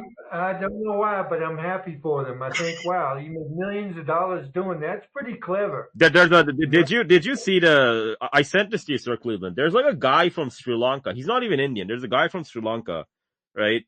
He's actually like younger than me. He makes like 400,000 British pounds a month, right? He runs 128 accounts, and he runs an academy where he teaches people how to do this, right? I think you sent me the link to that. Yeah. You were the one who sent me the Exactly. link. And you know what he says? Like somebody talked to him, and he basically said, the dumbest people in the world, and he didn't use the word goyim. He didn't use the word goyim, but I'm going to use it for him. I'm going to use it for him, man. The dumbest goyim in the world are in England and in the English speaking world, because if you just make a bunch of these like AI generated videos where like a bunch of these like flags are going up of like England and whatever the fuck all over these like ethnic neighborhoods, and it's like, reclaim England now, awaken Europa, awaken your sons and daughters. If you make that shit, holy shit, man, the money just keeps on clinging in, man, over and over again. The shekels, they just keep dropping the shekels at you, man. And he said, I'm going to teach this skill to you, and, buy my course or whatever. And, I don't know if the course is good or not. I'm not going to buy it, but there's another one where there's an example of everybody figured, the Jews are filling up the internet with slop. They're hiring all these paid influencers. Those guys are getting $7,000 a post to be pro-Israel. It's like, we're talking about Israel, folks. You think they're going to be paying you $7,000 a post for your pro-Israel opinions when they could hire an Indian to post them for $7? Come on, man. Oh my God, man. Fucking goyim, man. Holy shit. There it is. The goyim got replaced by the most pro cow people on the planet, right? They worship cows, and now they're gonna get called in to like herd the goyim, right? Oh my gosh. Okay, what did Sir G-Man say? Let me see. All right. The Chinese will herd the goy cattle in real life, while the Indians herd the goy cattle with AI on Twitter. That's exactly right. Oh my God. That's exactly right, bro. Holy shit. Oh my God, man. Fucking hell, man. This is it's just comedy, man. It's just, at this point, it's just comedy, right? Like, and all they can do is they can be like soy boys, like Sir Cleveland was saying, and they can talk about war crimes.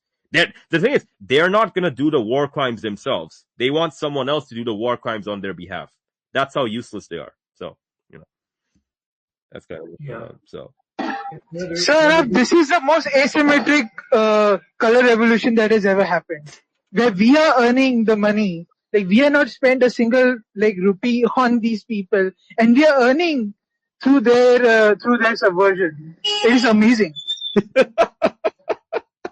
And Sir Arnold's probably working his second and third job and talking to us, and it's just like, yeah, man. I mean, honestly, honestly, bro, send over a bunch of your Indian bros and just end this farce, man. Like, if they're cattle and they're goyim to begin with, like, just let the Indians herd them. I don't see what the problem is, man. I stopped caring about these people ages ago. It's just like, whatever. Oh, man. It's just so fucking funny. Zayed Gilani. What did Zayed Gilani say? America at one point had around 100,000 troops in Afghanistan while it became one of the biggest drug exporting countries in the world. Anyone who believes the war on drugs could succeed with an actual war with boots on the ground in Venezuela is a huge moron. Drugs are a consumption problem. It's not about the supplier. It's about who is doing the demand. They're not really a supply problem, exactly, because they're easy to produce and easy to conceal. So good luck ever getting rid of them. Exactly. See, nobody wants to talk about this, right? It's not about getting rid of them. It's about getting control of the money. Yeah. I mean, it's about getting that's, the problem is I don't think Venezuela is going to be a long weekend like Grenada was. Yeah. It's funny. When I interned for the Institute for the Study of War, there were all kinds of young. They had essentially their own intern bay where they just herded 40 interns and fed them caffeine and sugary snacks to keep them working, and for zero pay, obviously. And we would just collate all of the news from their very selective sources that they or that were extremely biased that they could use rely on for their neocon narrative. And I figured this out very quickly, but some didn't. And I remember the Afghan team. I remember talking to the Afghan team who were focused on Afghanistan, and they were like, well, at least the U.S. is curtailed opium in Afghanistan. and I bro, and I just looked at them, and I'm talking about these people were enrolled in master's programs at places like George Washington. They're fucking goyim. Okay, just brother Naji, just say they're fucking goyim. No need to be so yeah about it, man. No need to be so polite. My God, man. Fucking goyim. I just had to tell them the Taliban is the one that curtails the opium, and they just they just looked at me with their goy cattle face, and it was sad. Goyim, man, goyim. That's what I said. That I don't see what the problem is, man. Like those people that you just talked about. If Arnold Jindal and his bros show up there, and there's 100 million of them, why the fuck is that a bad thing, man? These fuckers get replaced. Perfect, absolutely perfect. Do you understand what I'm saying? It's you just these types of people who don't do anything in real life. Again, they want other people to do war crimes on their behalf. They're a bunch of pussy cowards, cowardly bitch. They're gonna emigrate as soon as the shooting starts in America. The way you defeat them is, number one, you render them irrelevant, and number two, you just tell them straight to their face, you know what? You getting replaced, that's a good thing, man. Because you're such fucking goyim, you're not even people, man. And Sir Arnold Jindal's a real person, man. Him and his bros replacing you, I think that's good for all of mankind and all of humanity, right? It's there's no point. There's no absolute if your view of the world is Afghanistan, we curtailed the drug thing, Brother Naji was saying, and not only that, we liberated the women, and not only that, we did nation building, and not only that, Afghanistan, thriving democracy. The Taliban will never come into. You're just fucking cattle, man. You're just fucking irrelevant. You're not gonna make it. Darwin Awards, you're not gonna make it, right? So there you go. Right. It's just silly. It's just silly, the whole thing. Oh man, I think Sir Cleveland has some technical issues. He might be coming back shortly, but yeah, it's just like, and you know, well, I would add 100%. I agree with you. I would add, and it was a simplistic point. It's very easy now to see through the charade of like humanity. It's more just pure goyim. But the head of ISW, the Institute for Study of War, is a guy named Fred and Kim Kagan. Okay, these are um, the brother of Robert Kagan. yeah. So if you guys know some of the neocon conservatives in DC, um, various think tanks, and so they run a lot of that show. Okay, Mm. this guy I remember right after they had a Kagan is like yeah. Lithuanian Jewish, right? That's his ethnicity. Eastern European Jewish for Eastern sure. European Jewish. Okay, got it. Yeah. For sure. I'm not sure if he's Lithuanian or not, but I believe he's Lithuanian. Yeah. So he's like okay. he's like a fucking moron. Like in terms of Oh yeah, grade A, like if you did like a grading of like, okay, triple A Goim, triple A plus Goim, he's probably triple A plus Goim, man. But anyhow, go ahead. for sure. Yeah. And sorry. My example, my description of him will illustrate that. He had this big ISW summit, and they had John McCain, Joe Lieberman. They had various admirals and generals, and all of these people came together in this big ballroom in like a Hilton in DC, and they all just talked their nonsense neocon bullshit about securing America's future or whatever. And then afterwards there was a reception, and I remember uh, General Petraeus was right next to where I was speaking with this guy Kagan, and he flew into a rage because he was saying there no American should have the right to feel sorrow or bad for American lives lost due to foreign conflict. Like no one except for the families of those soldiers who were lost. And I stared at him in shock, and I was like, "Are you telling us we're all goy? Yeah. Like, is that what you're telling us right now? That's what he Like told you, bro. we're That's what he we're told you, not man. allowed to feel sad for the soldiers that had their limbs blown off, like our friends and like." It blew my mind. It blew my mind. So that's how they view you if you are American and you're listening to this. They view you as expendable goy. Yeah.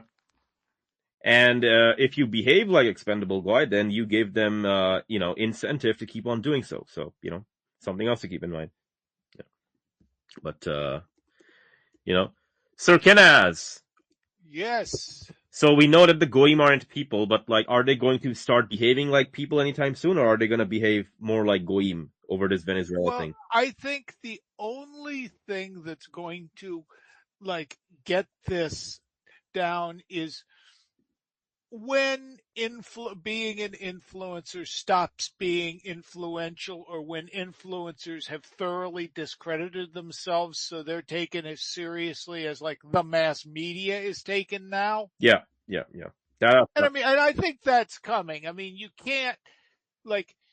can flood the internet with AI slop and with like paid influencers and bots, but just like you can flood mainstream media with propaganda. But in time, people came to like ignore Pravda in the Soviet Union. People came to ignore the mainstream media in the United States, and I think you're going to see the same thing happening here. I think you're going to see sooner or later, people are going to start realizing, shocked Pikachu face, that maybe we can't trust everything we see on the internet. Oh, shocked Pikachu face, Sir Kenaz. I mean, like, the internet is, the revealed word, man. I mean, everything on the internet is true, obviously. I mean, Sir Arnold's bros, they write on the internet all the time, man. And they're so good at it, everyone just gives them their money. I mean, there was a famous study that noted that you could not, like, that people who thought, well, I don't get influenced by advertising. I'm much too smart to get influenced by advertising. Yeah. those people were, if anything, more likely to get influenced by advertising. Oh, yeah. And it's the same thing, the people that are here. I came to these conclusions on my own because Sure you did, bro. Yeah. I know Make America Great Again. I know, Trump is the greatest president ever, or I know Trump is the worst president ever. I came to this because it's obvious. It's like, no, you think it's obvious because you saw it flashed in front of your eyes on your screen. Yeah. Yeah.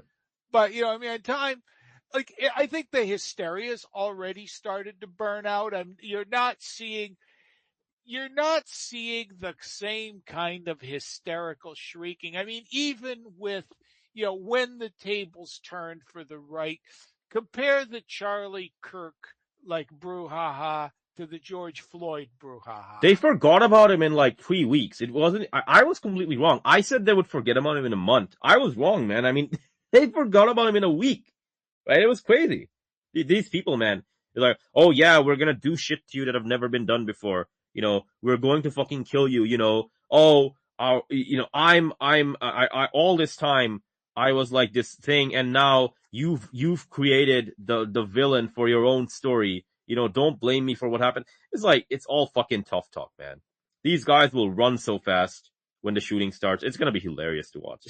I mean, yeah, I think one rule of thumb I found works on the internet is assume that 90% of everything is, either bots, paid influencers, South Asians trying to make a buck. Yeah, maybe 10% of it involves like people who sincerely are thinking about political questions, about social questions, and who are willing to do research on it. Research not being, well, NPR says this, so it must be true, or, well, Fox says it, so it must be true. Yeah. And it's like, on the internet also, thanks to algorithms, the most hysterical, most inflammatory stuff comes to the top of the heap. Mm-hmm. Once you understand that, what you need to do is like the temperature of the American psyche that you see on social media, dial that back a good 3 or 4 notches. Bingo. Yeah. But, I don't think the new right, dissident right, aka the Goyim right, the Goy right, are gonna listen to what you just said, Sir Kenneth. They seem to be perfectly okay with war crimes and that other shit, and yeah, that's how they're gonna be rendered irrelevant. They're gonna go just like the alt-right or the alternative right went in 2017 to 2018. Who calls themselves alt-right anymore? No one. What happened to most of them? Richard Spencer, who was one of the big figures, the alternative right, most of his, he voted for Biden, and most of the stuff he has on his Substack is about Depeche Mode. It's like, yeah, he's a big hater of the dissident right. Yeah. He doesn't give a shit anymore. Yeah. Yeah, it's like, I think a lot of those people just, burned out. Yeah. They burned out, or it was like, Chris Cantwell, I think his latest thing was explaining he's not gay. He just likes to have gay sex when he's on meth. No, I didn't make that up, to all our listeners. Oh, so, I think that particular thing is they wound up becoming irrelevant. Now look at the shrieking blue hairs that were like constantly looking for all things problematic so they could wag their fingers at it. They're irrelevant at this point. Nobody gives a shit about being called problematic anymore. Yeah. They no longer, when Twitter changed its moderation policies and became X, it became clear that their consensus was an illusion. Yeah. It became clear that they were a fringe people. I mean, I understand, I understand as a doomer, I'm like somebody, most people disagree with me. Most people think, everything is going to turn around. Maybe we're not going to have an empire, but it's not going to be a collapse. I'm okay with that. And because I'd rather spread it I'd rather throw my seeds on fertile ground and talk to people who can listen and think. So I'm okay with that.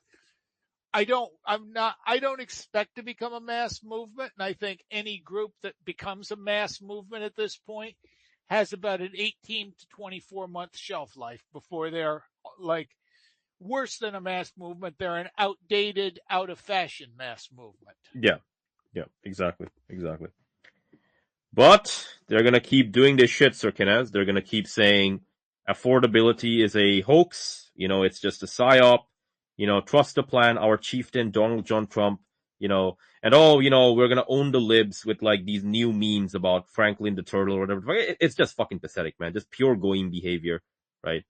Pure goyim behavior, and like all this other crap that they're doing, man. It's just like it's hilarious to watch. It's absolutely hilarious to watch, right? Yeah. Trump is just like, Trump is just like, he's the guy who honestly, these guys just fucking deserve, right? He's senile. He doesn't know what the fuck he's talking about, right? I think the other day he was like, yeah, I'm going to invade Venezuela and then I'll also invade, Cuba and Colombia at the same. Shut the fuck up, Grandpa. Shut the fuck up, right? You can't even do anything to Venezuela, even with like 1/3 of the fleet stationed there, right? Shut the fuck up, right? It's like, it's all talk, no action, right? It's all these like empty threats and crap. It's war crimes against civilian boats and civilian vessels, right? It's just fucking slop. It's fucking slop by the goyim, right? And honestly, man, maybe I should have called this episode Goyim Fatigue Edition Part 3, but it's just more and more goyim fatigue from these people. Yeah, I mean, you're going to see people who are going to keep, doubling down on things when, they see stuff crashing. That happens, a lot of times when, as it becomes clear, there's still a non-trivial chunk of people that think the real problem the Democratic Party has was they didn't go far enough to the left and like they should double down on like, trans women in women's prisons and drag queen story hours. There are Trump supporters that think that like, well, what Trump really needs to do is like bring us more tariffs. Yeah, more tariffs, more like more winning, so as they get Trump's gonna bring you guys more winning. If I win any more, I might soil myself. So it's like, Patriots in I'm control. tired of winning. Oh. And it's like Donald Trump said, we're gonna have so much winning, you're gonna get tired of it. Well, okay, Donald, you got at least one thing right. Oh my god, man. What is this?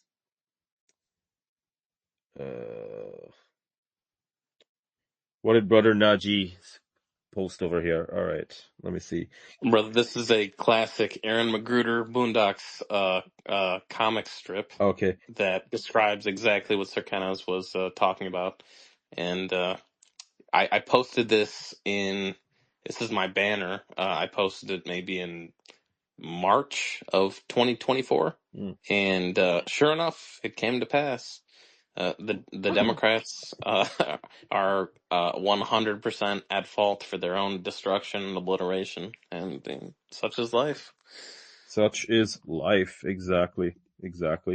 Honestly, man, like all they gotta do is do nothing, and then Trump's gonna implode by himself, doing all this bullshit, right? If they're intelligent enough to do nothing, then they'll win. If they're not, then But at this point, man, it's really difficult just to lose. Just because of all the fucking free shit that Trump's given them with regard to like social and political capital, even though nobody likes the Democrats, but it doesn't fucking matter. It's like negative sum game. Okay, one guy is declining, the other guy is fucking collapsing. The guy that's declining, he just has to decline less than the guy that's fucking collapsing. Yeah, I mean, I think that's one of the things I saw. People say, well, this guy only won by 6 points in Tennessee, and in a section that had gone 22% for Trump. Yeah. One of the reasons Trump won so big is he simply, they ran, for the past 3 elections, they couldn't have found worse candidates or run worse campaigns. Yeah. I mean, I think in the case with the Tennessee person, you had an attractive woman who could like make a coherent sentence that puts her 2 up on Kamala Harris. Yeah. So it's like the Democrats just, I mean, again, I think it's one of the problems the professional managerial class has. The PMCs don't like charismatic, strong leaders. Yeah. And that's kind of a problem because as pack primates, we're kind of geared to follow charismatic, strong leaders. Bingo. That's why when you run a Walter Mondale against a Ronald Reagan, you get trounced. Yeah. I mean, like, the thing with her is that the Tennessee election, she was just saying stuff like, oh, well, Republicans are bad, tariffs and this, that, and the other thing. We're not going to do those things, man. We'll make your life affordable. But she didn't have like exact policy with regard to how she would do that, right? So she was just saying, okay, this thing, we all know this thing is bad. I'm against this thing, right? And like the thing, Sir Kenneth, is that she lost by 8 points in a congressional district that Trump last year won by like 22 points. I mean, this is like fucking pathetic. It's absolutely fucking pathetic. You're talking about like 10, 12 point swing, right? We're not even like, how many months are we away? We're like 11 months away from the midterms. It's fucking pathetic, right? And the Democrats don't have to do anything, man. It's just like, Trump's gonna keep imploding this way. And all they gotta do is they just gotta decline maybe at a slightly slower speed. That's all they gotta do. Yeah, I mean, I can see the how's this? The Democrats definitely have an opportunity for advancement. No question about that. I agree with you that like all the Democrats have to do is like not interrupt their enemy while they keep making mistakes. Yeah. However, I'm not entirely confident that the Democrats will be able to do that. Oh, they could fuck it up. They could fuck it up. I mean, but they're competing against Trump.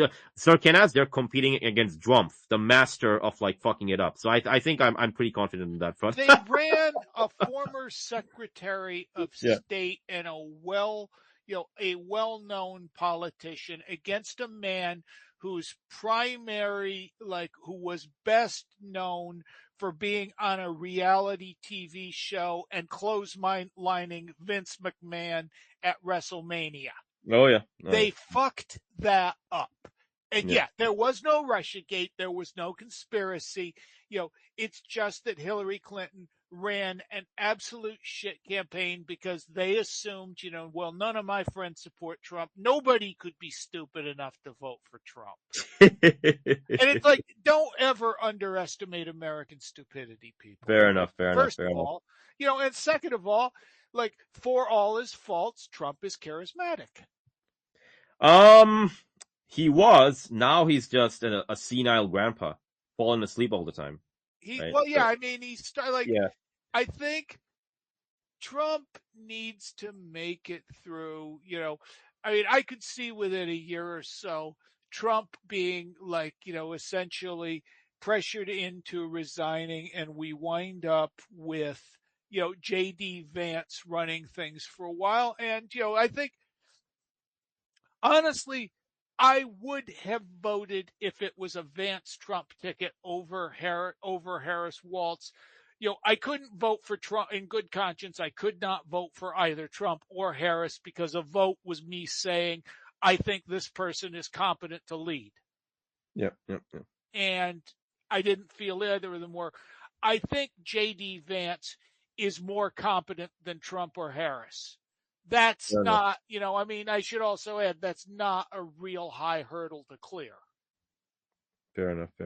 But yeah, I just got a very funny message. It's like, from G-Man. Let me actually read the messages. All right. So G-Man, the Goy cattle will celebrate with their fellow Indian bot accounts while eating DoorDash slop delivered by African migrants.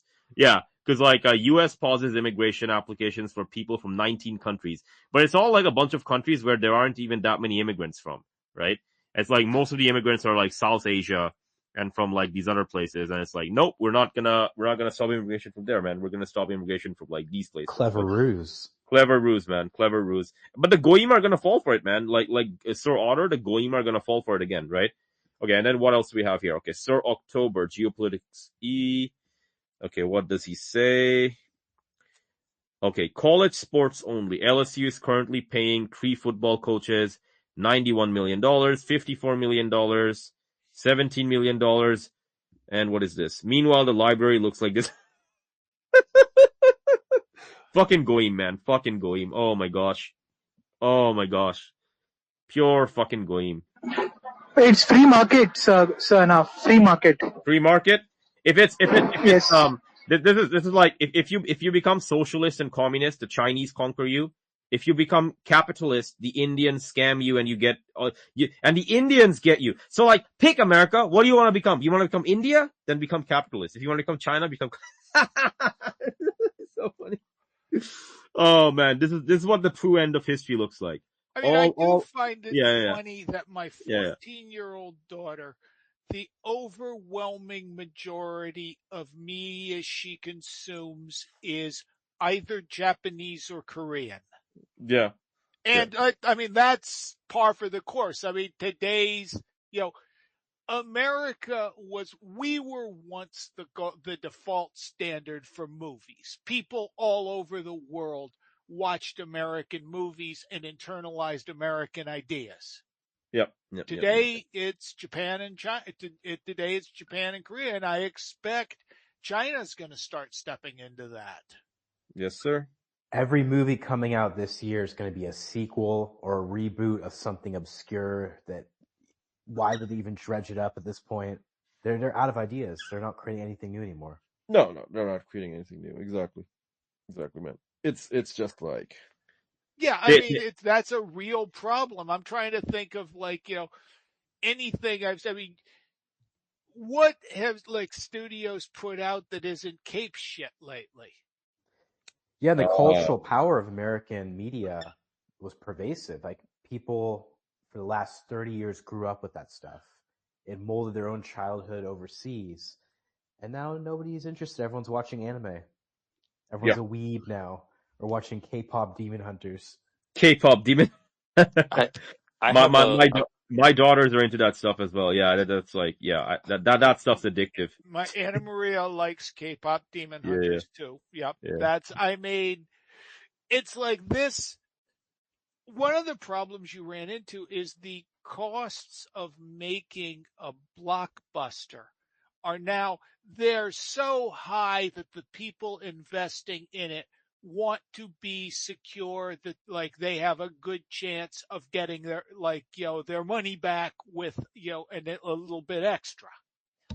Yeah. And that means you got is things that go through committee. You've got things you have a Marvel Test movie audiences. or a Star Wars movie has a certain built-in audience, or you used to know. Yep.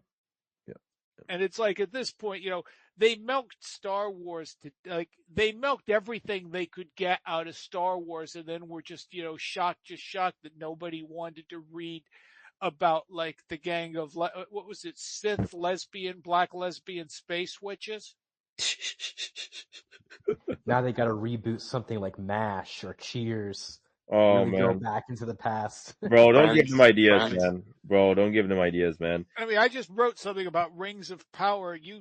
I think they've spent $1 billion so far for seasons 1 and 2, maybe a little over $1 billion. Game of Thrones cost $500 million for 8 seasons, and that was considered an extremely expensive film. Yeah. Or The Witcher show spent almost $1 billion and nobody likes it. Yeah. It was terrible.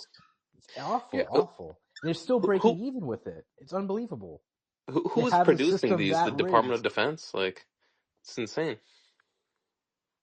Yeah. I will posit one thing really fast. I have a $1 billion idea. if someone would create an anime show based on Hamas's exploits, that would really. I mean, I don't have the graphic design or artistic, Sir Arnov, uh, Sir but Arnov, get your bros. You got some bros there. You guys got a lot of people. Get to let's work, go. man. Let's go, bro. Please. Let's hustle. All right. You got some free money to make. Got some free money to make, man. Right.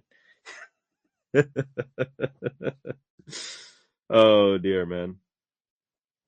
It's just like, yeah. So, oh dear. I'm just seeing what the Goyim are up to. All right. Micah says, quote, eat shit Dems.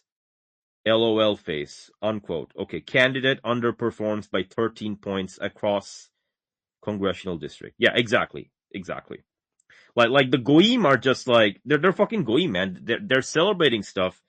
It's very clear what's happening here, man. I mean, they're gonna get fucked in the midterms. At that point, Trump is a lame duck. I would argue that he's already a lame duck because he's fucking falling asleep all the time, right? And so it's like, the guy that you worship as like the Ubermensch or, the great white hope or, our guy who's gonna do all these things or, at least he's gonna be a stepping stone to like a true white. All of it is cope, man. All of it is fucking cope. It's fucking pathetic. And, Oh, absolutely. and, But the and average citizen's going to have those tariff bucks in their pockets soon if they can have any hope in the midterms. the thing is, if he gives him $2,000, right? That's like $400 billion cost. But the tariffs themselves have only brought in, after you add up all the months, $200 billion. So you would go But he's down by. already said it. If he doesn't do it, he's screwed. He can just say he can't he fell that on asleep, man. people. He can just say I fell asleep, man. I'm grandpa now. I'm a grandpa, right? Well, they better be ready to pay $400 billion for votes because that's the only chance they get. That's the only chance they got, eh? Oh man. All right. What does the G-man say? Okay. The G-man is quoting someone. My beautiful 19-year-old niece died last year from an overdose. I'm still angry. Blow the fucking boats up. See, this is the thing. It's like, this is pure Goyim behavior. Because she's like, oh, this poor civilian fisherman, who, again, they got no evidence that the guy's a drug dealer, right? But let's say for the argument's sake that, okay, he was. Why is he selling drugs to America or wherever? It's because there's demand for it, man. The 19-year-old niece, the reason she's dead is because she was a drug addict. Okay? That's what it is, man. But like Americans, they always want someone else to be to blame. They want an enemy. They want to blame someone else. They're not like, okay, well, let's evaluate my own actions. Let's evaluate the consequences of my own. They're just fucking 12-year-old for their entire life, man. They never grew up. Americans, most Americans, man, they never fucking grew up. And that's why they're going. Pure going. Also, the thing with the fentanyl, I mean, I should add, I have a lot of sympathy for somebody who loses a 19-year-old child to drugs. I can understand that anger. Yeah. But I can also understand that we all know exactly where the fentanyl is coming from, and it ain't Venezuela. Exactly. The thing is we can't really go bomb the shit out of Chinese boats. Yeah. As a matter of fact, we can't even get a fleet over to China at this point to bomb the fuck out of the boats. So, this is basically an exploit. If anything is coming out of Venezuela, my guess would be that it's cocaine and it's not really coming, the amount of cocaine coming in through that border is minimal. Yeah. Next to, there's other places where it's coming in that, I don't think Venezuela is a big exporter of cocaine. I think Venezuela is a big potential exporter of oil, and that's why we're so interested in getting our grubby little hands on that. Yeah, but like Sir Kenaz, it's 15,000 Marines is not going to do it, man. That's like. I mean, yeah. They want to get regime change. They want to replace Maduro with somebody who will basically be an American puppet and sign documents to give good deals for exploiting the oil and making sure, America gets a very large cut of that. Yeah. That's what they're really trying to do here. Exactly. I mean, I'm not sure they're going to be able to knock Maduro out of place. I mean, you realize, like, the harder you press on him, the more the country will rally around him. Basically, yeah. I mean, he was basically, he went to one of these like public dance events, like Venezuelans love to dance, right? And they were having music. He was dancing around with them. He wasn't like, he looked like a guy. He's like, what do the kids say? He was moisturized. He was hydrated. Not a care in the world. He's having a good time, man. And the Yankee Satan's just like, oh, just running around the place 3 months straight, and they still can't fucking figure out how to attack Venezuela. It's really funny to watch, man. Oh, man. All right. Oh, what did Sir October say? Okay, this exchange is so beautifully American. All right, let's see what this is. All right, so Louis Jersey, 1 day ago. He didn't arm the grandmas. No magazines in the firearms for these Venezuelan militias. Okay. Yay, K. Pritzker. Yes, because before you learn to fire your weapon, you have to learn how to operate it. This is what happens in all militaries. And then he has like a picture of a bunch of these like young U.S. Marines. Okay. And then there's some guy from Michigan. Michigan man 91. That's a military question mark. They're kids. Looks like 15 years tops. You're not being truthful. And then K. Pritzker responds, they're United States Marines training in Paris Island, you fucking moron. Exactly. Most Americans don't know how the actual world works, man. They kind of have this idea of like the military as a DoorDash driver. You just gotta call them and they'll show up and deliver the food. That's their attitude towards the American military. The important one right there is the last line where Kai Pritzker says, if Maduro was the dictator the media says he was, he wouldn't arm his own citizens with rifles at the exact moment a foreign power was threatening a coup against him. Bingo. Because if he was a fucking despot, guess what the folks would do with the with the firearms that Maduro just gave him. When somebody got a probable spam for posting this here, LSU is currently paying 3 head football coaches. Lane Kiffin, $91 million contract. Brian Kelly, $54 million buyout. Ed Orgeron, $17 million buyout. And meanwhile, they've got signs of all the leaks in the library. You know, I mean, so yeah, I mean, I think that kind of speaks to one of the problems we've got is the American academic, the American academic industrial government complex is swirling around the bowl. Yeah. Unfiltered. Sir, can I on that post, the first reply is epic. Like, let me read you. Yeah, go for it, man. Your favorite sports betting app, man, stop hating. Like you all care about education suddenly. If you wanna be a lawyer, go to Harvard. If you're gonna be an activist, go to Carl Berkeley. If you wanna be an all-time great professional football player, go to LSU. Oh wait, the football program pays for every other sport there. What does the library pay for? Did he just say that? Did somebody actually say that? Giovanni Bertuccio. Hi, Mr. Bertuccio. Congratulations on what may be the stupidest thing posted to Twitter today. Goyim! Sir Kenaz, Goyim. Goyim aren't people. I told you, Goyim aren't people. Alright, let's see what this guy says. Unfiltered artist, Empire Enjoyer Tree, 6 minutes ago. Anti-American slop. We've done successful regime change all over the world and we can do it again. And then Sir Carolina Lion with the usual correct response. Amazing how all these people are just nothing but Bush W. Jr. era neocons with an edgy coat of paint. That's literally what they are, man. That's literally what they are. Yeah, that's literally what these fuckers are. Successful regime changing. Sure, you have, bro. We've also fought a successful two-front war 80 years ago. I mean, that's kind of like Rome saying, yeah, look, we controlled the entire, the Mediterranean was our little pond. Yeah, 3 centuries ago. Yeah, man, it's just it's fucking pathetic. It's humiliating, actually. It's actually fucking humiliating. The shit that they say.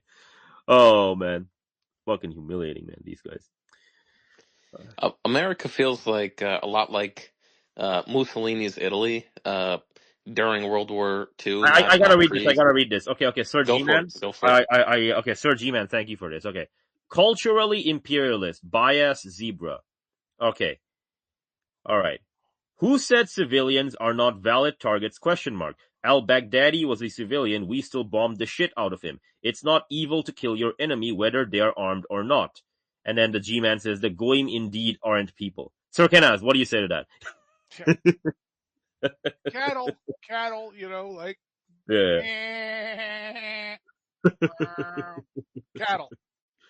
Yeah. If you can't tell the difference between civilians and the military, and if you don't know why international law exists, hint, hint, nudge, nudge, it's not because it does not fucking exist to let the entire world know how virtuous Americans and Westerners are. It exists because there are adversaries across the world who are being shown that, hey, we treat civilians properly when they're imprisoned or what have you, whether it's military, civilian, etc., etc. So we want you to do that. If you take away that shit, man, all right, okay, you want to be a craven criminal, go for it, right? But yeah, the Goyim aren't people. It's just they don't comprehend these things. If you gave them a chessboard and you taught them the moves and how to play chess, they would not be able to look one or two moves ahead, right? They would never be able to figure out the consequences of their actions. They would always be like, yeah, man, yeah, I fucking killed this queen. Yeah, man, yeah, I killed his rook. Blah, blah, blah. And then he would fucking lose the game, basically. So. Oh, man. All right, what did Sir Americanus, aka Whipplebrand. Okay. Quote, Venezuela is giving uranium to Hamas, unquote. I never thought I'd feel nostalgic for PNAC and the Bush admin, but they treated the public with significantly more respect than this. Oh, man. Sir can ask, are the Goyim people? No, the Goyim are Hilux. They'll basically believe whatever they're told to believe. They'll spout slogans. Human beings are capable of independent thought. Yeah, man. It's just like, okay, if all you're doing is rooting for like Team Red or Team Blue, you're not engaging in independent thought. You don't believe anything other than I want to follow this person because all my friends are following this person. Yeah. In that case, you're cattle. You are no different than like a bunch of sheep that all go run together in a herd. Yes, sir. That's where things are headed. And nobody cares. Meanwhile, you're headed towards economic disaster, disinflation to deflation worldwide, and nobody cares, as they're just like, yeah, man, just one more regime change war. This time, bro, global war on terror edition, Latin America. This time we're gonna succeed, man. This time it's gonna be for reals.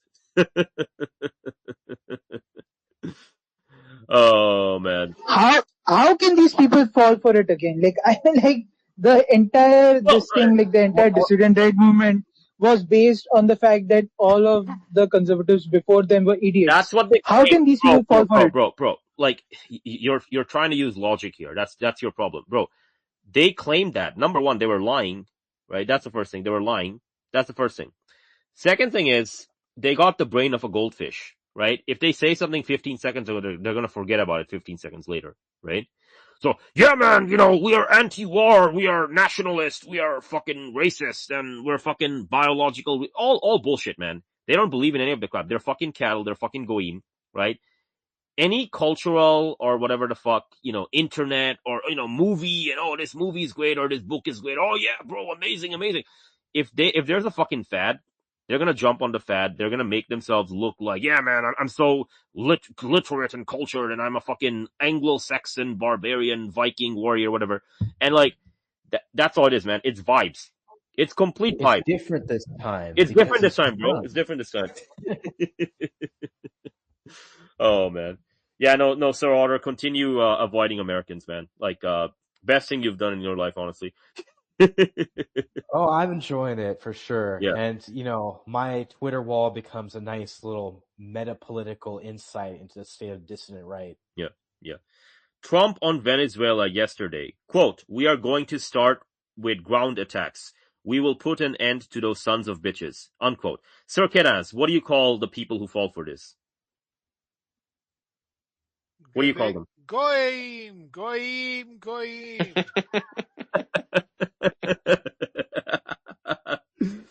Oh man. Oh man. These people, man. What are these people doing? All right, what other goy slob? Let me go to Substack. Sometimes I go to Substack to read the goyim. Let's see what the goyim are up to. Right. It's just fell for it again awards all over the place. All over the place, man. All over the place. Yuri Bezmenov. Oh, this fucker. He's like one of those like super dedicated Trump sycophants, right? But like even Trump is. And he wasn't always like that too. He's made a real pivot. I guess maybe he got the phone call and the paycheck, or he's just that. I don't think he gets paid, man. Honestly, you give him too much credit, man. I don't think he like Sir Arnov and his bros. They get the fucking money, man. They get fucking paid. These guys, man, they do it for fucking free. And like, I think like they're the Jannies of the Trumposphere. I think what happened was he saw his friend group pivot and like goyim, like the cattle, because like cattle always move in herds. He just went in that same direction as well. I think that's what's going on. I don't think he's getting fucking paid for this shit, man. Right? So like, well, for his eternal soul, I do hope he is, because doing it for free is pathetic. I don't care about him, man. Like if he's in fucking the One World Trade Center and a bunch of nuclear terrorists use like a dirty bomb and it's like 2 kiloton yield, and in that situation I would just say the goyim got what they deserve, man. I don't even feel bad for these people anymore, right? I am not going to endorse that one. Fair enough, man. That's fine. Don't worry, it's all good, bro. Don't worry about it. But like, all I'm saying is, hey, man, if you want to commit war crimes, then why shouldn't nuclear terrorism be on the cards, man? Right? No, yeah, there's a huge hypocrisy element here. They don't even realize they're walking right into that. Yeah. So, whatever, man. I mean, if they want to do that shit, they can do that shit. It's like, hey, you only lost 3,200 people in 9/11, just add a 0 next to the number for nuclear terrorism. That'll be great. But like, that's what this is, man. It's just like, these goyim, right? They're not people. I was going to call them people. I almost made a slip of tongue. I was going to call them people. But like, these goyim, right? They want to live in an empire, but they don't want to have the costs of empire, whether it's like international law, whether it's like all these other things. They want the fruits, right? And that's the thing. It's signing up for the military. They're not even signing up for the military. That's the thing. Like, they watched a bunch of advertisements from the 1950s to 1990s. For some reason, because of their fucking goyim brainwashing, they think that's real life or whatever, right? And they want that life, that fantasy, it was never true. Like the 1950s, 1990s advertising was never true. And now it's just like, it's all a bunch of talkers, not action, no doers. They want other people to do the crimes on their behalf. Like, you know what this reminds me of? This reminds me of like those fucking mouse experiments in the 1970s where like, you have the mouse, it increases in population very rapidly due to overabundance of food and these other things for a while. Then you have like this goyim class of mice who are just like pedicured and manicured all day. I think they're called the beautiful ones by the researchers. And then the mouse population collapses, cannibalism, crime, all this other shit happens, and the beautiful ones get eaten. That's what these people remind me of, man. That's what these people remind me of. It's so fucking pathetic.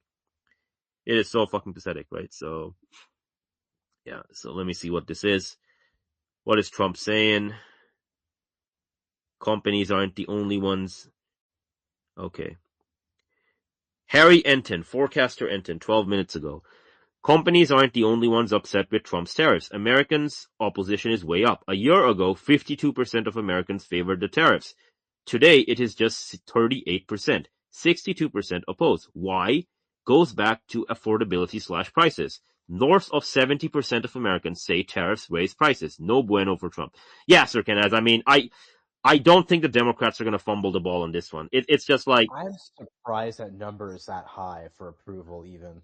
Yeah. Well, the thing is, they measured in October, and they have some numbers from like late October, early November. So they're probably going to get the December number sometime in like January or February. So it's going to probably drop a lot. They're bound to be worse. Yeah. No, it's going to be really hard for the Dems to drop the bag for sure. All they have to do, as you said, is do nothing. Yeah. And they have to do nothing because they don't really have. They don't have an a policy. alternative message yet. Exactly. Yeah, they're still trying to figure it out. Yeah. They got David Hogg in charge. At least he's smart enough to hold his tongue, but he's not clever enough to fix that ship. Yeah. All they have to do is do nothing, and whenever Trump fumbles the ball and whenever Hexed does like war crimes bullshit, they're just gonna be like, all right, man, we're just gonna indict you. We don't give a fuck, right? We're just gonna go after you. And they're just gonna keep at it, man. That's all they gotta do, right? Yeah, this is just, just in 2 hours ago, Treasury Secretary Bessent says he doesn't believe tariffs are tax. Well, I mean, it doesn't matter what you fucking believe, man. That's what they are. Well, I fucking believe it's a tax. I fucking believe it's not. It's fucking irrelevant, man. Fucking irrelevant. Pure goyim behavior. Pure goyim behavior. All right. Michael Burry, Against the Rules podcast. Okay. Bitcoin at $100,000 is the most ridiculous thing that sane people are sitting on TV talking about. It's down now. It's 98,000. It's not worth anything. Everybody's accepted it. It's the tulip bubble of our time. It's worse than a tulip bubble because this has enabled so much criminal activity to go deep under. Yeah, I mean, Trump's entire presidency is a crypto scam. So, it would be actually funny that the thing that finally does him in would be like a crypto crash, but yeah. Well, I mean, I don't know if that will work because people are so gambling addicted now. Yeah. And he started his presidency with a damn crypto scam and nobody cared. Yeah. Nobody cared. Nobody cared. So, Nobody cared. I don't even know if that would sink or it would have to be really big. So it would like I think one of these crypto bros, he was telling me the other day that throughout its history, Bitcoin has never gone below the actual price of mining and electricity, right? So there's a price of like, okay, in order to mine the Bitcoin, how much electricity do you have to pay for, right? I think the current price is 71,000. So the Bitcoin would have to crash below 70,000 in order for it to be like a terminal thing, right?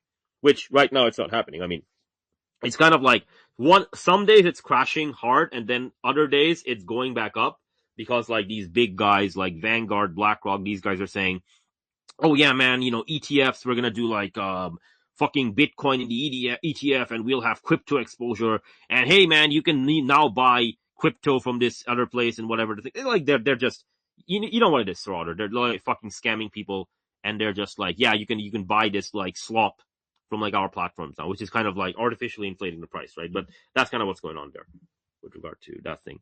Sure, yeah. I mean, if it goes down a lot, I don't think it will be a game over because that's when all those people accumulate. Yeah. Oh, keep in mind though, a lot of them also lose money whenever it goes down, right? So not a lot of them get liquidated. But then they play the futures, they coordinate another pump. Yeah. I mean, it's so twisted and corrupt, man. Yeah. Because I have worked in the crypto sphere. It's all smoke and mirrors, man. They're all coordinating dips and dives. Yeah. Sometimes someone doesn't get the memo and gets fucked, and then they get him back right later. Mm-hmm. They launch another coin together, etc. Yeah. That's true. Oh dear. Sir Kenaz, are you winning? I'm winning. I'd like to see us losing for a while because, like I said, you were right about one thing, Donald. I think we're all getting tired of winning. Oh my god, man. Oh my god. Yeah, I mean, some people are talking about the election yesterday. Yeah, this is it's like 10-point swing. It's pretty funny. USS Gerald Ford carrier still at St. Thomas Island. Two U.S. Air Force B-52 bombers recently briefly appeared over the Caribbean in public tracking sites. Now they appeared again for a short time and they disappeared. Okay, interesting. U.S. Air Force C-17. Yeah, so they're trying to do some intimidation stuff with like Maduro and shit. I don't think it's gonna amount to anything. Even if Maduro leaves the country, which is possible, right? Even if he leaves the country, the guy who's gonna take over, he's gonna be some like anti-American general or somebody else, man. And they're just gonna be like, yeah, we're gonna kill the fucking Yankee Satan, right? That's what that is. But Brother Naji, you've been awfully quiet. What's happening in Ohio, Pakistan? Are you guys winning? Oh, no, sir, we're not winning. Not winning. Okay, Sir Arnold General, you guys are winning. You can tell Ohio, Pakistan how to win. Let them know how to win. Unfortunately, no one is acknowledging a victory. So, it's getting delayed. It's getting delayed. That's the issue here. Yeah. Fair enough, man. Fair enough. Oh dear. What do like in Ohio, Pakistan? What do those guys say about Trump? Like the pro-Trump people? Are they still on board with the tariff bullshit, or are they like, yeah, man, Trump's fucking us over? Like, what's happening over there? Yeah, I would say that a lot of them. So this is when you'll know that shit really hits the fan. Is when the suburbs of Ohio, Pakistan, actually feel a decrease in their consumptive, possibilities. So right now, you have rich people in the suburbs, rich old people. And they still, hire companies like mine to do their landscaping, and they still put up their Christmas lights, and everything's hunky dory and normal. But if, no, I'm sorry, when, not if, there's a massive decrease in the AI tech bubble, and the stock market starts to go down, then you will see a very rapid decline, and people will start to realize, well, maybe we effed up by electing people who increase the national debt by trillions every year, whether Democrat or Republican. So yeah, I mean, but the young people that I know of, they don't care about politics. They're so nihilistic. They truly cannot even bring themselves to have like a political discussion. You have to like prod them with like a like a tire iron or something to get them to even talk about politics. So yeah, it doesn't portend well for the future of Ohio, Pakistan, unfortunately. And that's basically the way things are going, and it's just going to continue in that manner, I believe. Yep, exactly. Unfiltered artist, Empire Enjoyer 3. It's wild how you parrot anti-American slop so hard, bro. You must be Indian. Carolina Lion responds. Okay, so pointing out that you are advocating for a continuation of policies that have severely damaged this country, its military capabilities, and its economy over the last 20 plus years is anti-American? Question mark. Yeah, man. I mean, the Goyim are at it again. It's just like you can smell the. Oh, this reminds me. Yeah. Did you discuss that particular thing from the Whatever podcast with that facial tattooed Colombian girl talking about the oath of citizenship? Did I I don't think I did. We can touch upon it. Go for it, man. Yeah, because that was quite interesting how the way the question was phrased at her was, if America went to war with Colombia, would you support it? Mm-hmm. Well, what does that even mean? And everyone's saying that, oh, she violated her oath of citizenship, but are you obligated to support America in every particular war? Well, that's what the Goyim want. We don't even have a draft anymore. You can oppose military action. That's a normal thing for an American to do. Yeah. So they're trying to corral people into a space where you can't even criticize America for whatever foreign intervention they happen to decide that continues to bankrupt the nation. No, just comply. Yeah. And everyone's suddenly cheerleading for that when all of a sudden they've switched from Monroe Doctrine isolationism, what Trump campaigned on, to let's be rabid neocon warhawks. Yeah. Just like that, just a flick of a switch. All you have to do is put some facial tattooed girl up, and you can get everyone arguing that same thing. Pure Goyim, man. Pure Goyim. All right. What does this say? This good sir. Aging Gamergate child soldier. All right. So he's responding to unfiltered artist, this fucking Goyim, who's saying, oh, we've done successful regime change and we can do it again. Okay. Libya, slave trade capital of the world. Iraq ended up closer with Iran than ever before. Afghanistan, Taliban got replaced with a much stronger and more experienced Taliban. Ukraine, 2 million dead troops and they're losing the war anyways. Yeah, I don't think they've had a win since the 1950s. I mean, the Korean War was a stalemate, right? Vietnam was a defeat, right? Oh, but don't worry, good sir. America defeated the mighty nation of Panama, and it also defeated the mighty nation of Haiti, and I believe it defeated the mighty nation of Grenada. So there we go. 3 wars, man. Defeated Haiti would be kind of a stretch. So, Panama Fair enough. and Grenada, those are Panama and definite Grenada. big, bold triumphs. But Build both tribes, Sir Kenaz. You guys are winning so much. Look at that, man. Oh man, fucking goy, man. Holy shit, these people. No, they're not people. Why do I call them people? Fuck, they're fucking goy. If the idea of an American intervention is, you're going to have a regime change and leave a stable regime in place, then America did not win Haiti. Yeah. I mean, it's like Grenada. I mean, they did get rid of somebody, and in both cases they got rid of, like Grenada and Panama, they did get rid of people, and what was replaced was at least a relatively coherent government. Yes, sir. But yeah, we spent $30 billion to how many trillions did we spend to replace the Taliban with the Taliban? Oh, 2.5. I believe 2.5, 3. Yeah. $2.5 trillion. But Sir Kenaz, you forgot. You gave them a gift, man. You guys gave them like a parting gift of like $100 billion worth of military equipment.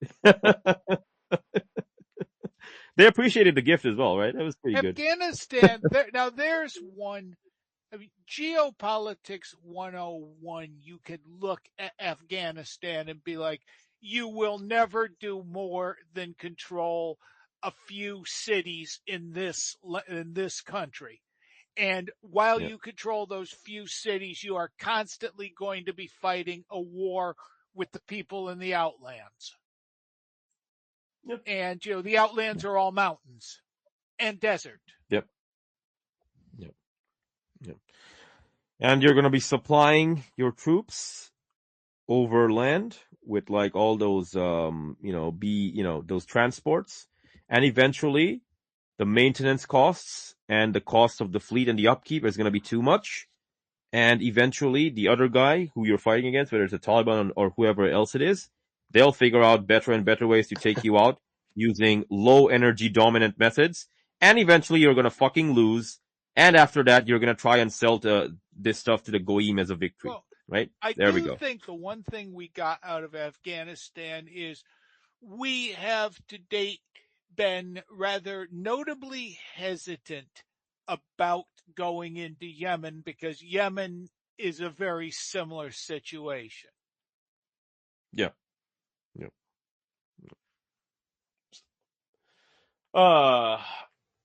What do we do with the Goyim, Sir Kenaz? What do we do with them? Brain transplants? I think they should just get replaced, man. Just replace them with Arnav Jindal's bros. I think that's the most humane. You just euthanize them and you just replace them with like, Indians or whatever, right? I think the libtards were the good guys all along with the great replacement shit.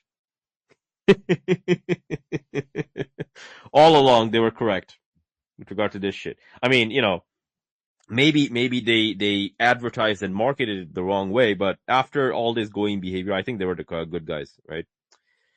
So you're saying Hanania was right? He's right in the sense that a broken clock is right.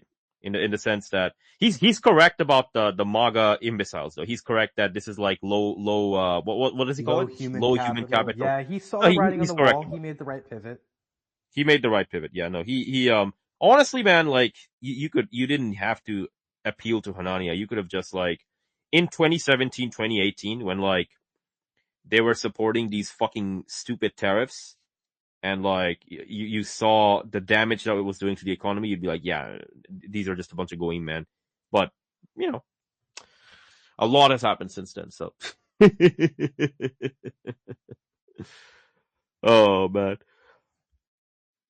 I'm gonna hop off now. But no worries, my friend. Hanania, people should check out my article on Substack about the protest ritual and why the left is better. And the right cannot even compete in this arena of organizing people politically. So I think what we're seeing right now is a fluke. And maybe we'll ride it through J.D. Vance, but I don't know if we'll go longer than that. Or if the economy will chug along that long. We'll see. But yeah, it's been a pleasure, guys. Thank you, Sir Otter. Thank you. Cheers. All right. Cheers. See ya. Sir Otter is off. Honestly, we should also wind it down in the last 5 minutes or Yeah, so. I was thinking that I have some things yeah. to do today, but it has Yeah. been, as always, a pleasant chat. Yeah, it has, good Sir Kenaz. And Brother Naji, Sir Ornov, any final words or, comments regarding the Goyim not being people? Oh, I fear for my Goyim brethren. And They're not brethren, man. They're fucking Goyim. Why are you calling them brethren, yeah, man? you're right. You're Fucking right. Fucking Damn, I need to get it through my head. I'm using my rational brain again. That's my apologies. Oh, man. Fair enough. All right. Sir Arnov, any closing words regarding the Goyim and like how you guys are gonna herd them around like cattle? Yeah, I Yeah. mean, we should practice it. Is Should what I would practice it. say. Fair Yeah, enough. All right. practice. Yeah. Nice. All right. So with that being said, Sir Kenaz, I think we've done enough war crimes and Goyim bashing for today. You want to do the closing? Well, there's only one thing we close with. Same thing we closed with last time. Same thing we're going to close with next time. 3, 2, 1. The doom cometh. The doom cometh. Thank you, guys. See ya. Your soul is mine.